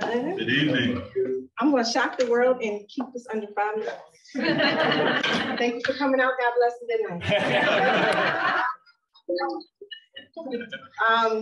night. Good evening. So I'm not going to really speak to the slides. I will answer questions about it, but I just kind of want to dig into sort of, everyone has pretty much already shared like our process for really looking at our data, comparing, looking at the 3rd grade, how they performed on PSSA, how did that compare to how they performed on the CDT, looking at sort of the big picture and like really honing in on the ways that we can support teachers and scholars in creating positive outcomes for students. So thank you for this opportunity to share our strengths and opportunity at Glenside. Our journey this year has begun first by getting comfortable with data, right? And also reimagining the idea of teamwork and collaboration as it was outlined in the opening session with Dr. Scriven. Many of you heard, sort of some teachers on the same team may be doing different things, giving different assessments. And so we're trying to like really bring that in as one of the actionable steps to improving outcomes for students. This collaboration includes, as you've also heard, an integration of our specials teachers, our interventionists, and co-teaching mindsets of our gen ed teachers and special ed teachers. That this is a collective, that we're doing this together. These are our children. You've already heard many of the principals speak today. Teachers this year are learning where to find the data, and that really what's the word I'm looking for? The immersion of that started with that data carousel that Dr. Riley talked about, to have them really look at our 5-year data, see the things that they've noticed, give us some feedback. And I really took the feedback that they gave and sort of integrated that into our improvement plan as we look at it in the segments, trimester 1, trimester 2, and trimester 3. So they're learning how to find the data, analyze the data, and then how to create SMART goals that are specific, targeted, focused, and PA standard aligned to address the missed instruction or enrich during WIN. So we've also built into our week time to progress monitor so that our WIN groups are fluid and continue to address the identified needs, which is a new paradigm shift for teachers. And we're learning how to like really take this WIN time and like, it's not, do got a reading at the time. It's not like finish up something that we did that as an extra time in the day. It is time to really do intervention. And as Dr. Clark mentioned, and also Mr. Lytle, how do we work smarter and not harder, right? And so if you are, he talked about sort of the road where teachers are noticing like, well, I have students that need to work on this, and I have students that need to work on this. Who's going to teach them that? Like, why can we get some time if we decide this teacher teach that group of students this, and then that leaves another teacher open to teach some other identified specific targeted skill. A big aha moment for our teachers that occurred last week at our faculty meeting was to see that all scholars, even those scoring proficient in advanced, have missed instructional needs. So for example, our scholars scored 59% achievement on the 4th grade CDT in math. However, our target area this trimester, numbers in operation, was 88% below basic in that topic area. And so now we got to drill down and do an item analysis. Where are we lacking? Where are the deficits in that area? And so how are we, what are they? How do we group students around them? And then how do we provide that instruction during when? So this led to a deep dive and an item analysis to determine how do we focus around these opportunity areas during when and use it as a true intervention time. We're now doing this by addressing what we believe to be some of the root causes that you see on the slide here. We need to be intentional with our design of our schedule.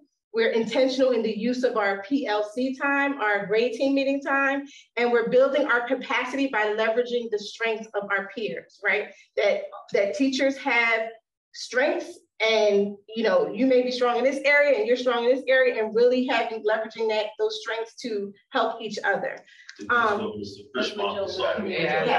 Yes. And so it's hard. Teaching is dynamic, right? And time isn't always on our side. But more and more of the community can see why we need to make this change. And we're using each other as resources, deprivatizing our practice. So getting out of those silos that Mr. Lytle talked about, and using each other as think partners. Today was my sort of PLC day, and it was beautiful to really, coming out of the faculty meeting, they had to create these win groupings, and that's where they kind of drilled down and they created goals. And I gave them feedback. How is this measurable? What is the success criteria? And so today they spent time really identifying, like, well, what's going to be the evidence that my goal in 4 to 6 weeks was realized? And so seeing that part was missing generated a rich conversation today amongst the teachers on how they can work together to create that success criteria. So we have a collective goal to see 80% or more of our scholars grow in the areas that we've identified in reading and math. And if we stick to it, I think we're going to make some outstanding gains. And the areas really don't differ from the other schools. There's a big need in informational text. And there's a big need in terms of key details and literature. And then and we're kind of assessing ourselves based on the benchmark assessment, IXL diagnostic, running records, and class assessment. So teachers have created a success criteria, and we will monitor and see how we're doing by December of 2022. And then in math, Craig mentioned geometry. We noticed that even though that's a smaller portion of the PSSA, they noticed when they were looking in the data carousel over the 5 years, that was a significant area that continued to be an issue. And in our Envision program, it happens at the end. So we're saying, all right, well, we can use that spiraling throughout the year through the math routines that I talked to you about last year at the start of the math program, spiraling it there, really prioritizing ways that we can use problem solving with geometry throughout the entire year. Let's not wait until the end of the year when it comes up at the end of the program to really address that area. And then again, our evidence of that will be through looking at our benchmark assessments, our IXL diagnostics, and our class data by December of 2022. Thank you very much, Mrs. Robinson. I will say, just to add one little tiny thing.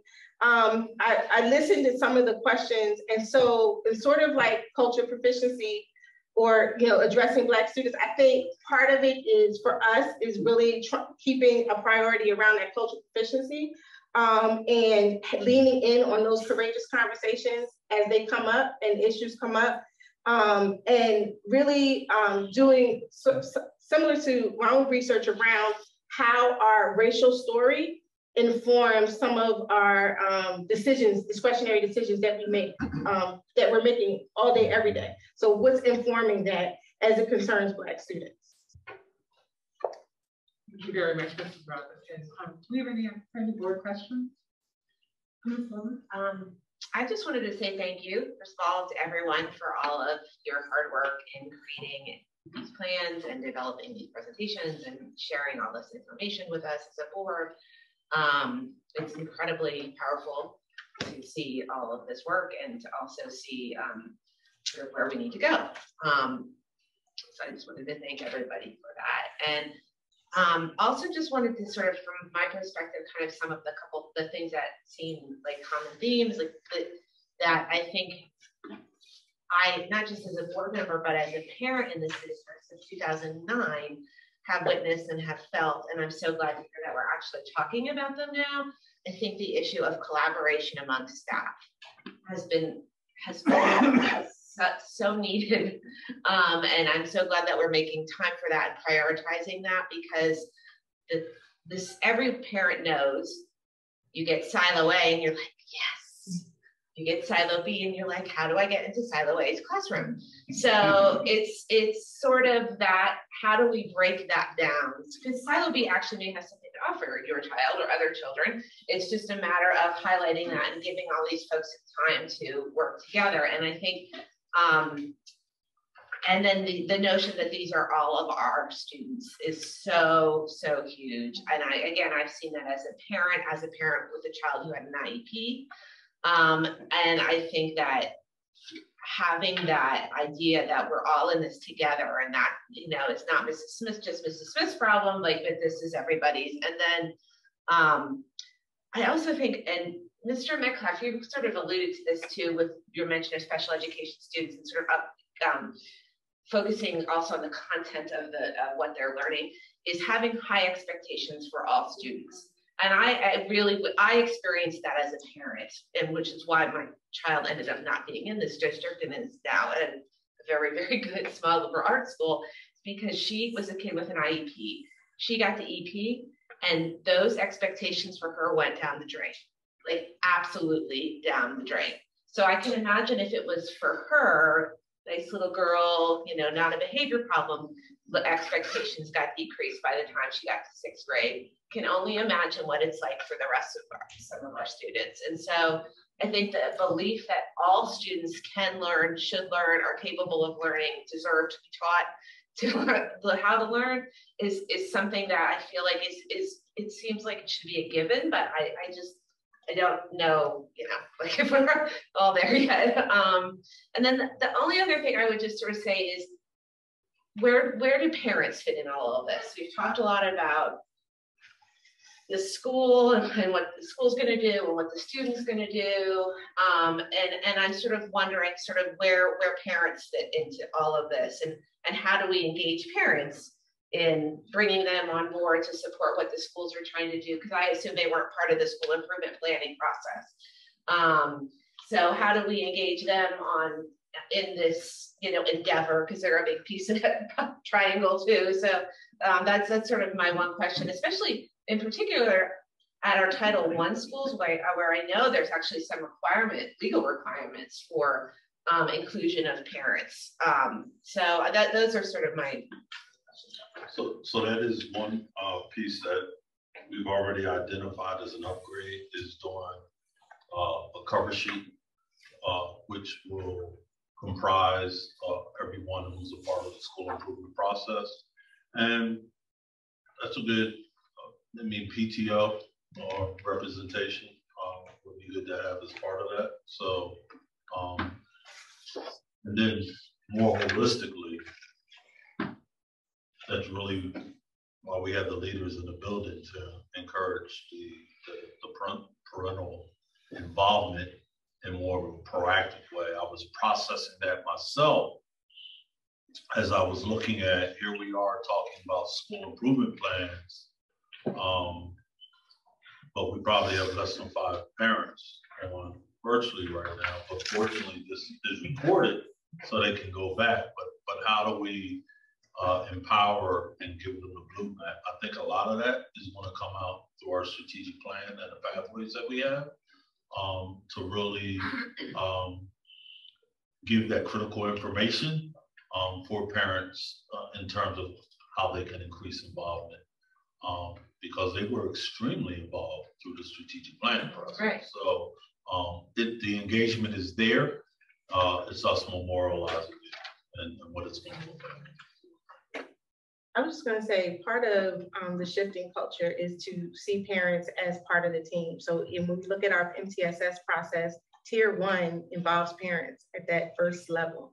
You know, identifying either an enrichment need, identifying a remediation need. So they hear early on that, like, here's what I'm noticing, and here's some of the things that I'm going to try at a classroom level. By the time we get to tier 2, if we get there in terms of those interventions may not be successful, or they are successful, we celebrate that. But if they aren't, then we have a letter that sort of identifies, you know, how parents can, what as a team, and parents being a part of that team, what are some additional interventions? And we're looking at all sorts of data that we haven't even mentioned up here, but qualitative as well as quantitative data to really identify what are our next steps with students. So in that MTSS process, parents are a part of that each tier. I think also through our collective home and school, PTOs, we call it Paul's at Glenside. You know, we have teachers that come for as part of their third night. And so oftentimes they'll share a piece of their discipline with the family so that they know how they can support students at home. So the math specialist may share about math, and the reading specialist may share about reading, the librarian may share about what happens at the library, those sorts of things. And then I think also just, you know, the way in which we have parents participate in just the other, like our PBIS. Most of us have parents on the PBIS team, students on the PBIS team. So there's multiple entry points for parents to be involved and have a say and get back that information to that constituency to help us improve. In addition to programs, like we have another program like reading, and there's something specifically for families to do around reading that's in the school improvement plan. So definitely thinking of parents as partners throughout this process. Thank you, Ms. Hunter. First, I want to acknowledge that this is National Principals Month. And so I want to thank, send a huge thank you to all of our principals and vice principals that are in our district. The hard work that you all have to do every day, and also acknowledge that your day doesn't start when at the beginning of school day at 9, 10, or whatever that time is, and you're here at 9:20 at night, and you still got to get up and come back tomorrow. And so for all the work you do, I'm so appreciative, and I'm appreciative that you're here and that we're on this journey together. Thank you. Thank you. Thank you. Oh, and this is one of the best presentations that I've seen since I've been on the board this year. This was very moving. Thank you for the work. Thank you. Before we close out, I know it's getting late and some people have long distances to travel. I also wanted to thank everybody for being here. It's been a really different presentation, one that has at its root, which I haven't heard consistently in this district for a long time.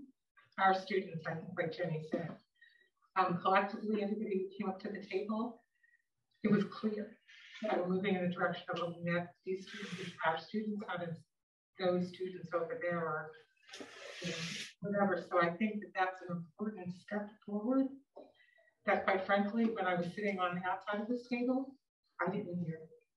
Since I've been sitting at this table, I haven't heard consistently.